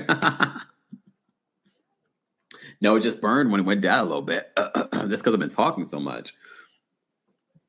Thank you, Mr. Melon Magic. What else are people saying? Over 400 likes. Thank you so much, Foxy. Shout out to our King's Guards, guys. Don't forget to show them some love and support. Thank you, Benna. Benna says Miami will only be available from tomorrow morning over here in Europe anyways. Thank you. So that's when I will get to it because that's when I'll be able to watch it. So, which is okay. Let me see. Mishka says, "You sure that's not a cocky count?" It's not. It's not. I have not drank anything. I am going to because, to be a part of the culture. I love to try everything in regards to the culture. So I might try a little something. Libation. Okay. I might, just to try. When I say that, I'm literally going to take a sip. Thank you, Vicky. Vicky says, I just went to YouTube and liked the video. Thank you. Jennifer said, mangoes are $5 right now in America. Stop teasing me. Are they $5 in America right now? Look.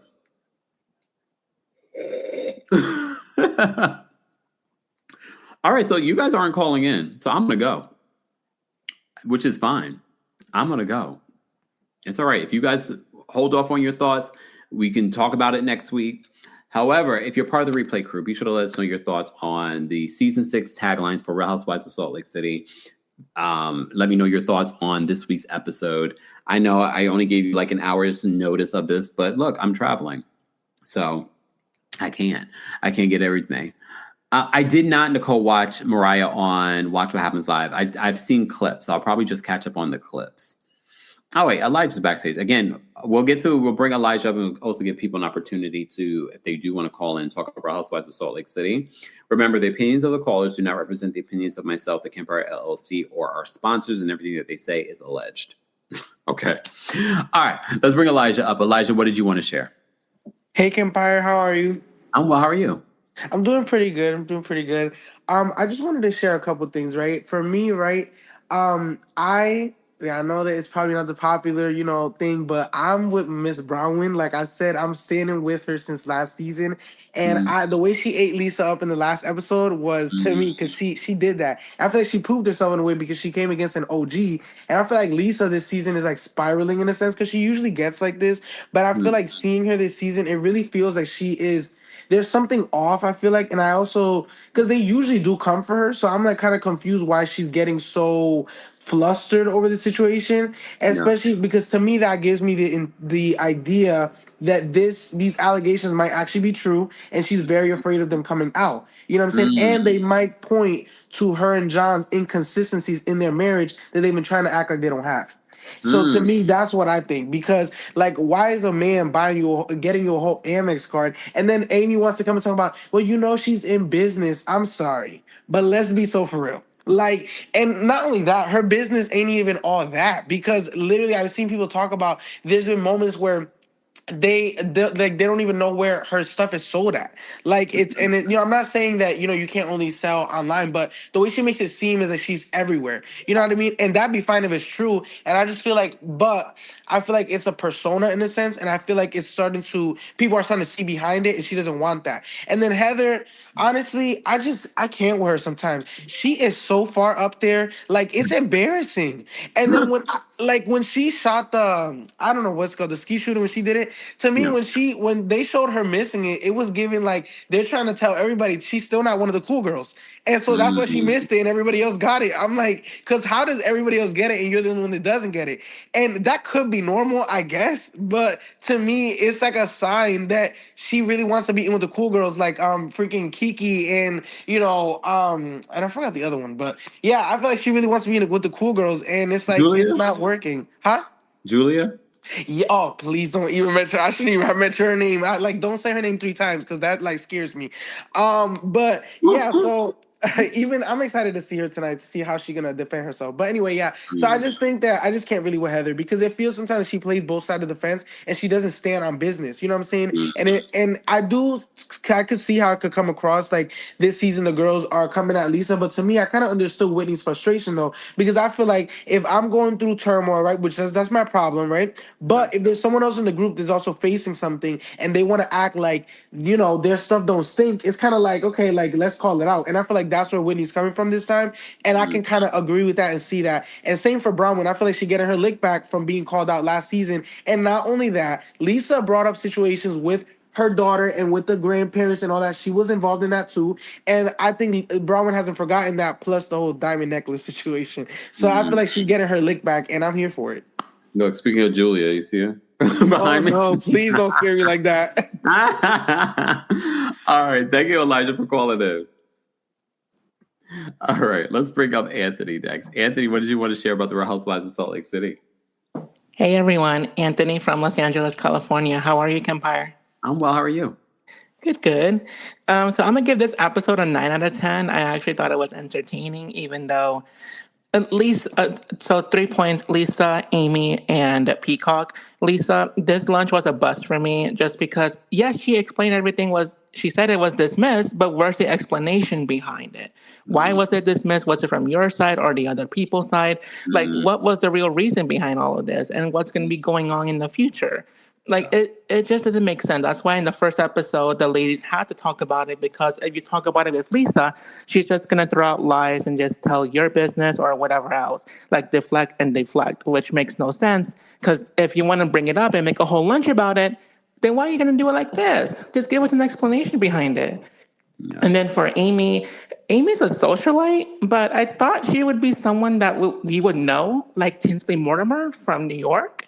But Amy's a Utah socialite, so I don't know if she wants to dip her toes in the reality TV world or just want to get a little 5 minutes of fame, but Amy's all right. I just want to see what the rest of the season holds. And then lastly, Peacock, watch what happens live. Are they still doing that?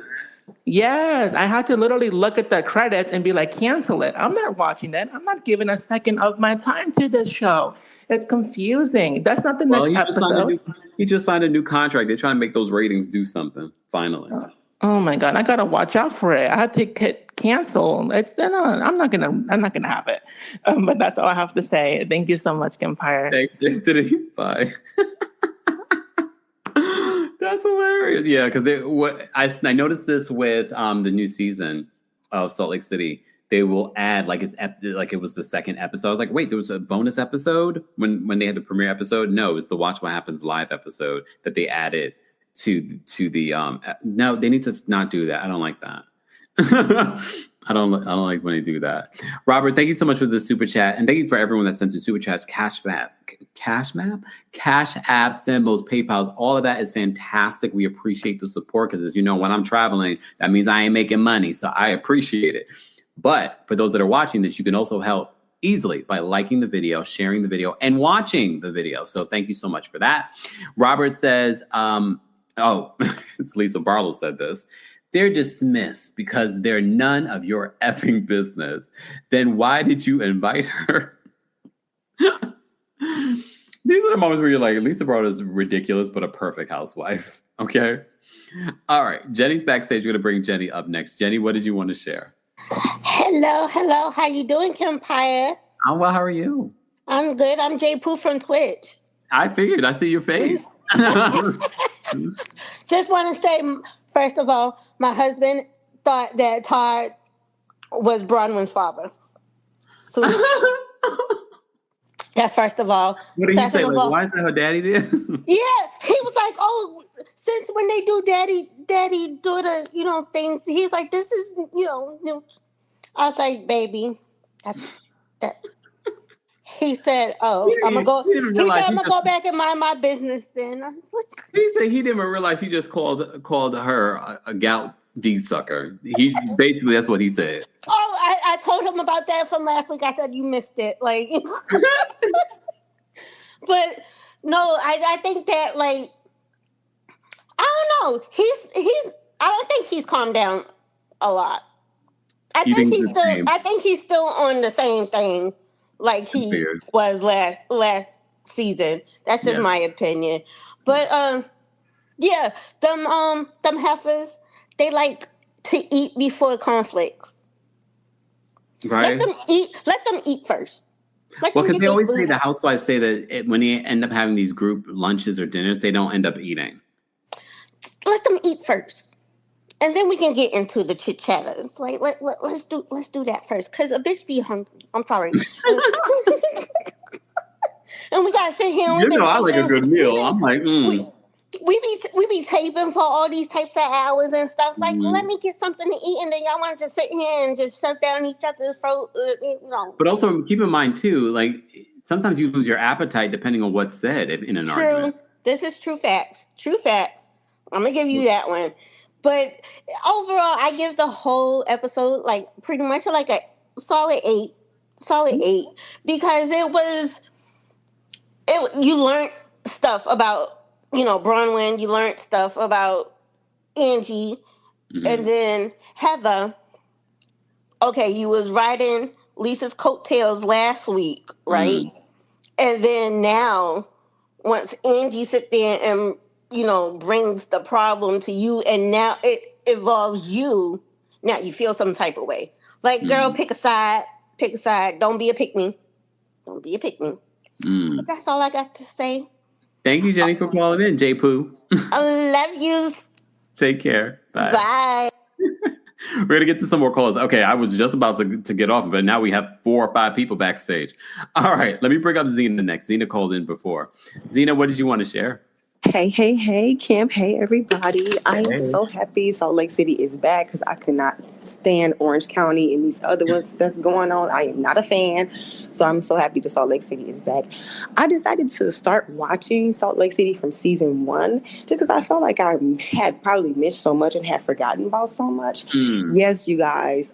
Whitney and Lisa haven't seen it for each other since season 1, episode 3.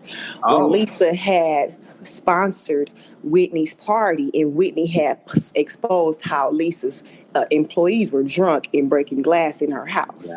And Lisa had took that as a personal dig against her company. So ever since then, Lisa hasn't seen it for the girl. But I just feel like Lisa is the prime example of just walking hypocrisy. She says so much different things about other people's husband. I mean, calling Brown was gout pain? Come on, girl. But in the same episode, you sitting there at the table crying, full-blown tears, flat, saggy, sad face. And when people say something about John, I can't take it, and he's my life, and he's this. Wasn't you the one that brought up the rumor about Whitney and her husband season 1 saying that they were swingers? Lisa, you been doing that, girl. She's the prime example. She was the one that brought up Okay. I mean, hey, whatever they do in their bedroom, bless them, Lord. But she was the one that brought up last year how Whitney's company was failing. Whitney hadn't said anything about none of Lisa's business. Lisa, you do stuff to people, but you don't want people to do stuff back to you. And I'm sorry, but somebody got to tell her to slow down on that fast food because it's catching up with that skin, boo. You need to drink a little bit more water and sub out them Taco Bells with some fruit, Lisa. All the money in the world if you don't eat good, and we all know this too. If your spirit ain't right, it catches up to you physically too, Lisa. You're looking a little rough, boo. Sorry to be the one to tell you. I know you're elitist, and you be hanging out with Ben Affleck with them and all. You saying how much you knew J-Lo and everything on Watch What Happens Live. But you be shouting out people. Have any of us seen any of these people shout her out? I wait. Crickets. You know everybody, but don't nobody know you, boo. I can't release. Oh, and one last thing, Kempire, I almost threw my phone. Don't you ever lie on us and say we've been enjoying Brittany. We usually enjoy that doggone lady. Oh, no, don't nobody enjoy Little Miss Delusional announcement chasing up behind Jared, her head in between his legs and hers. I wasn't really talking about y'all. I was really talking about me. I know you lying. No. Please do not. No. I can't do it. But, just real quick, I'm sure if y'all know this last episode, not the one that just aired yesterday, but from last week, they showed some throwback pictures of Heather. You guys, Heather was so beautiful. When she was in college, Heather was a drop dead baddie. I don't know what she did. I don't know if she took it a little too far, but Heather used to be so gorgeous. And yes, she does have I used to be the bigger girl in high school. I used to be the bigger girl in college, and I just want to be accepted, and I'll accept disrespect just to be hanging out with the cool girls. Po Heather, Jesus be offense. But that's all, y'all. Damn. Thanks, Zena. See y'all later. Bye. Zeta Red Love fulfilled. All right. Nelson's backstage, guys. For those who are just joining us, we're taking some callers reacting to this week's episode of The Real Housewives of Salt Lake City. But if you're part of the replay crew, we haven't forgotten about you. Be sure to let us know your thoughts on their taglines, on the episode, and what you thought of what we had to say. Nelson, what did you want to share in regards to the episode? Hey, Camp, how are you? I hope you're enjoying it. How are you? So, couple things. First, I'm so sorry I didn't make it to this live show, but I did watch the replay, and I did catch all the tea. So I'm caught up. Okay. The second thing I wanted to say was I believe that to be a housewife, you need to be a little bit delusional. And that is what all these women are giving, especially Brittany. The other caller that said the thing about Brittany, I love me some Brittany. Her delusional is top tier. Okay. Her delusion is up there. Like lately, I don't know if it's because like I've been like seeing her and she's been like responding back to me, but I'm like, oh no, Brittany, you're hilarious. You need to be on here. You're a little bit funny. Now, with Lisa, I don't really think that this is like a take down Lisa season. I just think, I don't even think that it's like her turn. I just think that because there's something about Salt Lake City that it just doesn't give off the vibe of like, oh, I feel like this is like a takedown season for someone. I just feel like something is just happening and it just so happens that this time we're on Lisa now. But I've never felt like... Don't we feel like they were on Lisa last season too? No, I honestly, no, I don't. I really, all this, maybe I'm watching it differently, but I really haven't felt like it has been like a attack on Lisa. Just Lisa talks too much. And what happens when you talk too much? You're going to get attacked. So that's what it is. That's what I feel like it is. When you open your mouth a little bit too much, you get attacked. And Lisa's been, look, when you boast about how you hang with celebrities and you do this, that, and the third, well, then you know what? Somebody's going to be like, well, you know what? She does do all that stuff. Let's find something. Let's dig on her. So that's what I feel is going down with Lisa. I don't really feel like it's a takedown, Lisa. It's just, Lisa, you talk too much. So now they're gonna shut you up. And I love me some Mary. I have always been a Mary fan since day one. So it's just hearing people now say that they love Mary. And I'm like, y'all don't remember when she said that thing about Jen smell like hospital? That was already it for me. Like when I heard that, I was like, Mary, you're the one. She's oddly weird. She's natural. She is. No, but she like her weird. I don't even call it weirdness. Her uniqueness, because everyone I feel like is just unique in their own way. Mary is just a unique person that we just haven't seen on TV, and her authenticity is just hasn't been met in a while. Like ever since like a Tiffany New York, like we haven't seen that kind of authenticity on TV in a minute. So I think that's why. In mind, you know, there were the rumors where they said that they were building Salt Lake City around Lisa, but that the producer came out and said that's not true. They originally were building the show around Mary. So, and as we could tell, that was a good choice because Mary really is the one. Even when she had that little break and came back, we was here for it. So I know that she had her issues with her stuff that allegedly was happening in the church, but we all realize that everyone is multifaceted, and that's just one point of Mary, and she has other things going on. So, you know me, I'm a little therapist in the background. I just feel like that's us saying, like, well, there's many layers to Mary. She might be a cult leader, but she's funny as hell. And just real quick, just Angie, I do love me some Angie. I'm so scared to see how their little friendship break might go down, but I'm sure it's not anything serious considering that they are like. Did you notice how Mary had Angie's back when Angie was chiming in and she was going back and forth with Lisa? Yeah. Mary came in and came to her defense. I was that's why I'm like, I'm loving that for them for real. And the side note about Mary calling Meredith boring, I don't really think like some words that people find like triggering. Yes. I don't really think her calling Meredith boring was meant to be. Didn't mean it. I just thought she meant like Angie's the friend that I can gossip with, and when I want nothing like crazy to do, I'm calling Meredith because Meredith is that one. But what I do find interesting though is that in certain interviews, Mary has low-key been praising Lisa, and I don't know if there's like, I don't know if Bravo is low-key trying to put like Mary in this group with Lisa, Meredith, and Heather because of there was like a Watch What Happens poll where they were like, if you wanted to be on team A or team B, and literally they put Mary with Lisa, Meredith, and Heather, and somebody was like, if you switch Brittany with Mary, I would be in team B because the team B was Angie, Whitney, Bronwyn, and Brittany, but who wants to hang with those? Right.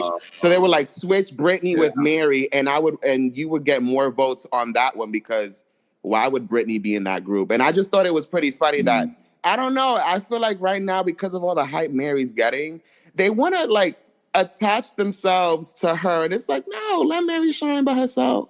Yeah. Let her shine by herself. I took too much time. That's Housewives, though. That's Housewives. You see that all the time. Mm-hmm. But I'm so sorry. It really is like a sorority. It is. Well, you enjoy your trim camp, and I hope Thank you you have so a much, good rest of the Nelson. day. I'm so sorry for talking too much, but I had a lot to say. It's okay. It's all right. I'm allowing you guys today, but then I'm gonna get off here real soon. Right. All right. Thanks, Nelson. Have a good Bye. one. You too. All right. Guys, as I'm doing this, mods, can you let me know how many likes we have on YouTube?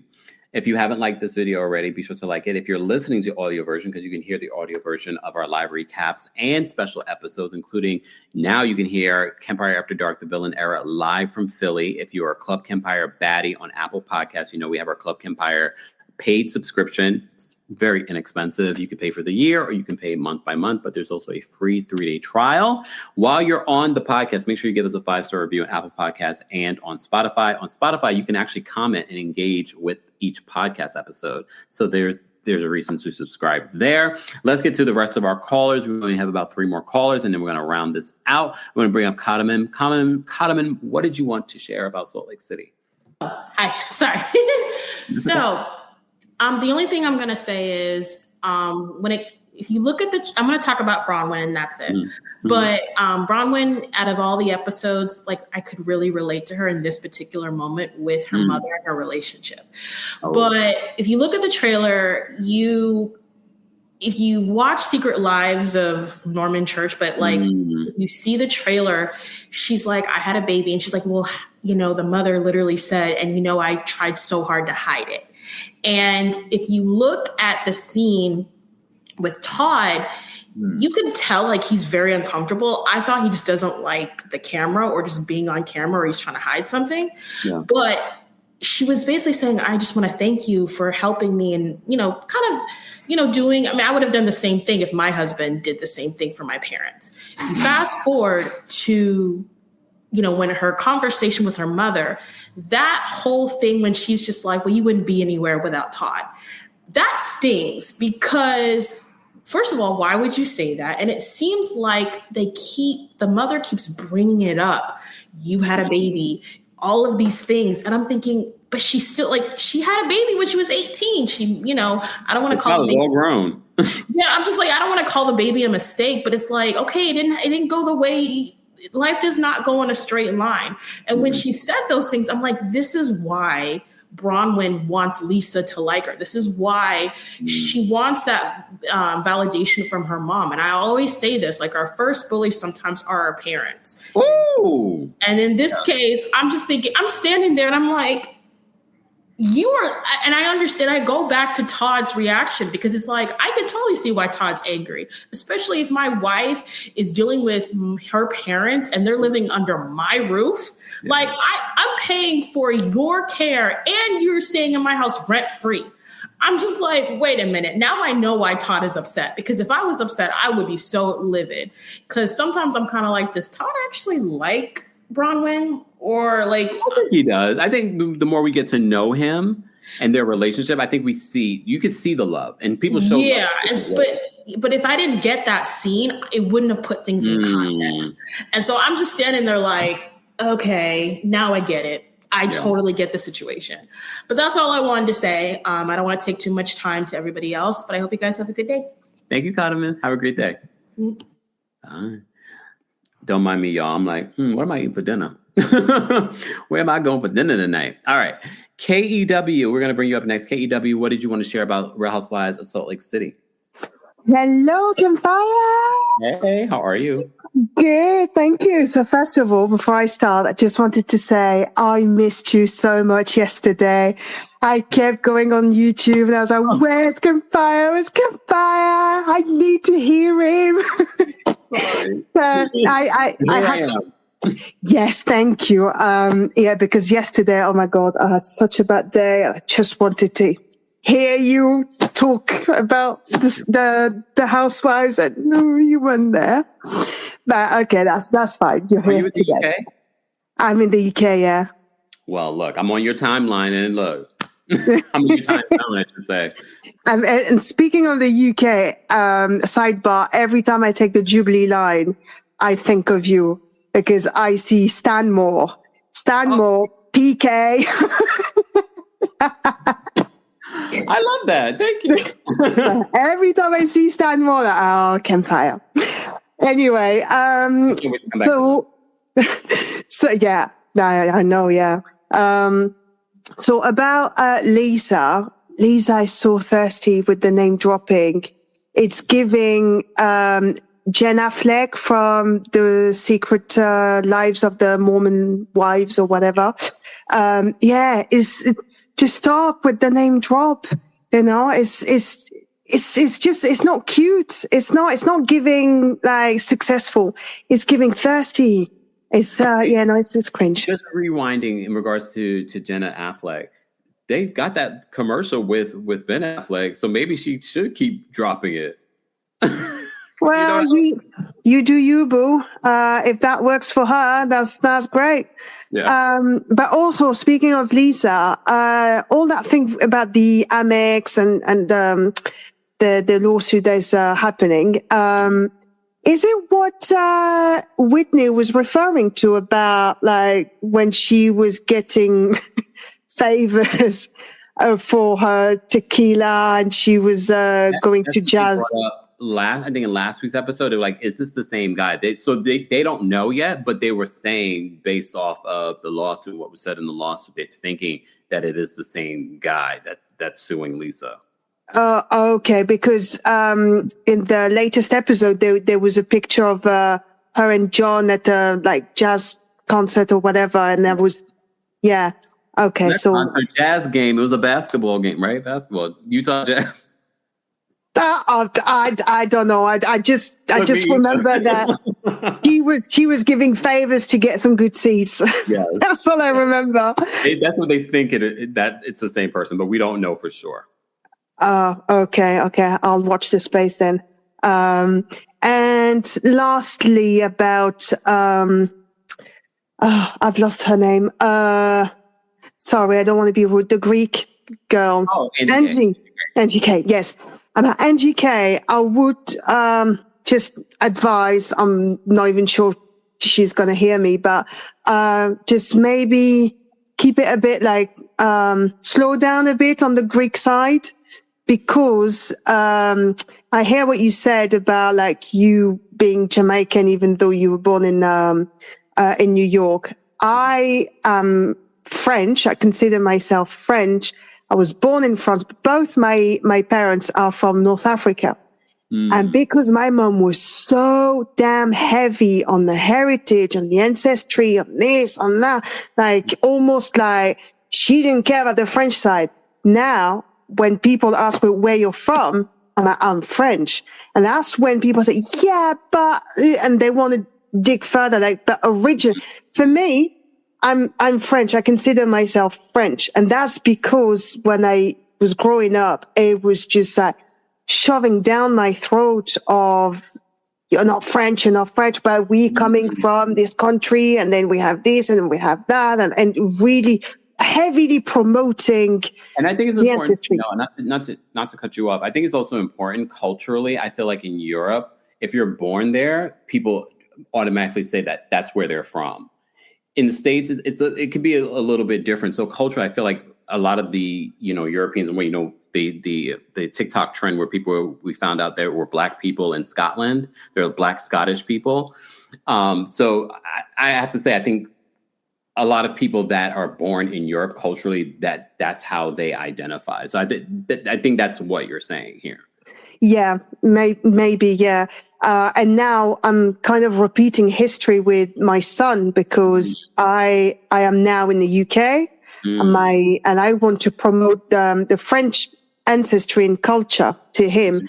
So I'm being very mindful and introducing it as like fun stuff rather than you are French, you need to learn French and you need to do this and so because I don't want him to know multiple languages though, so that's me though. Yeah, I don't want him to get like disgusted with that side the same way that I was. So I would say to NGK, like hear what your daughter has to say, because you don't want to push her away from her origins, really. And she should learn Greek. Yes. Oh, I would love to go to Greece. It's still in my bucket list. Madam, you're in the UK. That's a hop, skip, and a jump. I know, and I'm so gutted because I missed out on a good holiday. My husband went on holiday with his kids, and I was just starting a new job. He went for 2 weeks around Greece, and I missed it. Oh, next time he owes you. I know. You tell him. I know. But I'm trying now to book something around Greece. He doesn't like the sun, he's English, so he doesn't he doesn't like the sun. It's too here when it's I don't know in Fahrenheit, but in Celsius when it's like 20, 21 degrees, he said, "Oh my God, it's a heat wave." What? That's not very warm, but I understand. Yeah, listen, 20 degrees is like it's spring, For those that don't realize, she's talking about in Celsius, not Fahrenheit. Yes, in Celsius. So imagine temperatures that you would have in spring if they happen in August, and then you have someone saying, "Oh my God, it's a heat wave. Oh my God, suffocating." It's a joke. Just take a seat. All right, KEW, we have shifted, but I appreciate you. Well, I missed you so much. I had so much to say. So, yeah, thank you. Thank you for having me tonight. And then enjoy your holidays because you deserve it. Thank you. Have a great night. Thank you, you too. Bye-bye. Whew. Okay, last but definitely not least, we're going to bring up Missy, and then I'm ordering dinner. No rush, Missy. What did you want to share? Hi, can you hear me? Yes, can you hear me? Yeah, I can hear you. Hi from Pakistan. Hey, I figured it was Missy from Pakistan. What's going on?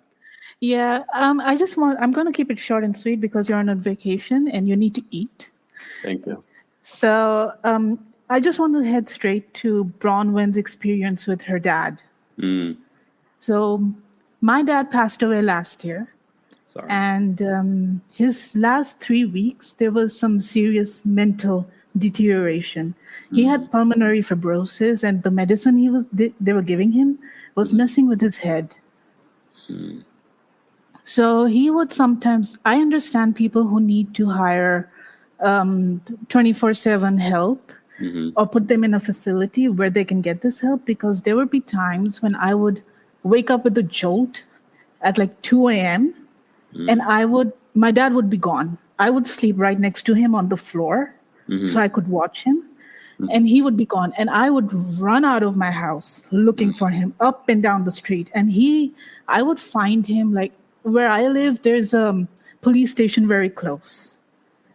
So he would end up with them. They knew what he was going through. So they would keep an eye out on the street just to make sure. So they would get him and they would wait for me to come up looking for him. So I understand. And, for me, it was just 3 weeks. People go through this for many, many years. Years and years. He's had Alzheimer's for the last 10 years, she said. Yeah. So, in those 3 weeks, it was very traumatizing. So I can't even imagine what she is going through when she's had this experience for the past 10 years. Yeah. So I understand people who haven't experienced this, they may think it's selfish. I get that. I understand that completely. Because also culturally, some people, that is not even an option just based off of culture. Yeah, like in our culture, your parents, your grandparents, your great-grandparents, if they're still around, they stay with you till the very last breath. But they also got to understand that this is traumatizing, not just for the patient, but also to the person who's witnessing this. That is your parent or your grandparent who's going through absolute hell, and they don't even know about it. Yeah. But you're there, you're seeing, it's two things. It's your own helplessness in the situation that you can't do anything, and seeing them helpless. Yeah. Yeah. But I understand I get it. But once, heaven forbid, I hope no one goes through this. But if you ever go through this, please keep in mind, you need that help. If you can get it, get it. Yeah. Yeah. Because I would have to wake up in the morning, go to my job, and my mind would be there with my dad. What is he going through? And eventually I had to tie bells to his feet. Wow. Just to hear everything moving. Just to hear his movements. So yeah, that's what I wanted to say. It's really brave of Bronwyn to share this. Like, it's really brave of Mary to share her son's journey. Because even just talking about it, it is like there are no words. Yeah, I agree. Missy, but to end it on a good note, Lisa is wild with that lunch. But it wouldn't be Housewives without a moment like that. I love the pettiness of it, but it is wild. Yeah. Missy, we appreciate. What time is it in Pakistan? It is 11:15. Oh, it's late. Ooh, yeah, okay. I'm at work. What do you do for work? You don't mind me asking. I'm working remotely. Okay. Also, so my boss is in Canada. I'm his personal assistant. So sometimes he would need me when it's morning for me, and sometimes he would need me at night. But he would tell me 3-4 days ahead of time that on this date I need you at nighttime when it's night for me. How long have you worked for him? 1.5 years. Okay. And you're enjoying it? There are good days and bad days. Okay. It's entertaining because sometimes I get really absurd instructions. Like, could you find a guy to fix the kitchen sink? Oh, okay. And sometimes it would be interesting because sometimes I get jobs that he tells me not to tell anyone. My client my client is in Canada considered high profile. Oh. So Justin Thoreau. No, thank goodness. No, this is a businessman whose wife is works in a fashion editorial business. Okay. So sometimes he meets people. It's really interesting. Okay. All right. I'm just nosing. Thank you, Missy. Thank you for doing this on your vacation. Go eat, have fun. Thank you so much, everyone. Thank you for calling in. Have a good night. Bye. All right. I want to say thank you to everyone that called in. Cindy was like, girl, stop. I was like, don't wait. I think we're getting too much information. You don't realize how the internet starts piecing things together. Lord have mercy.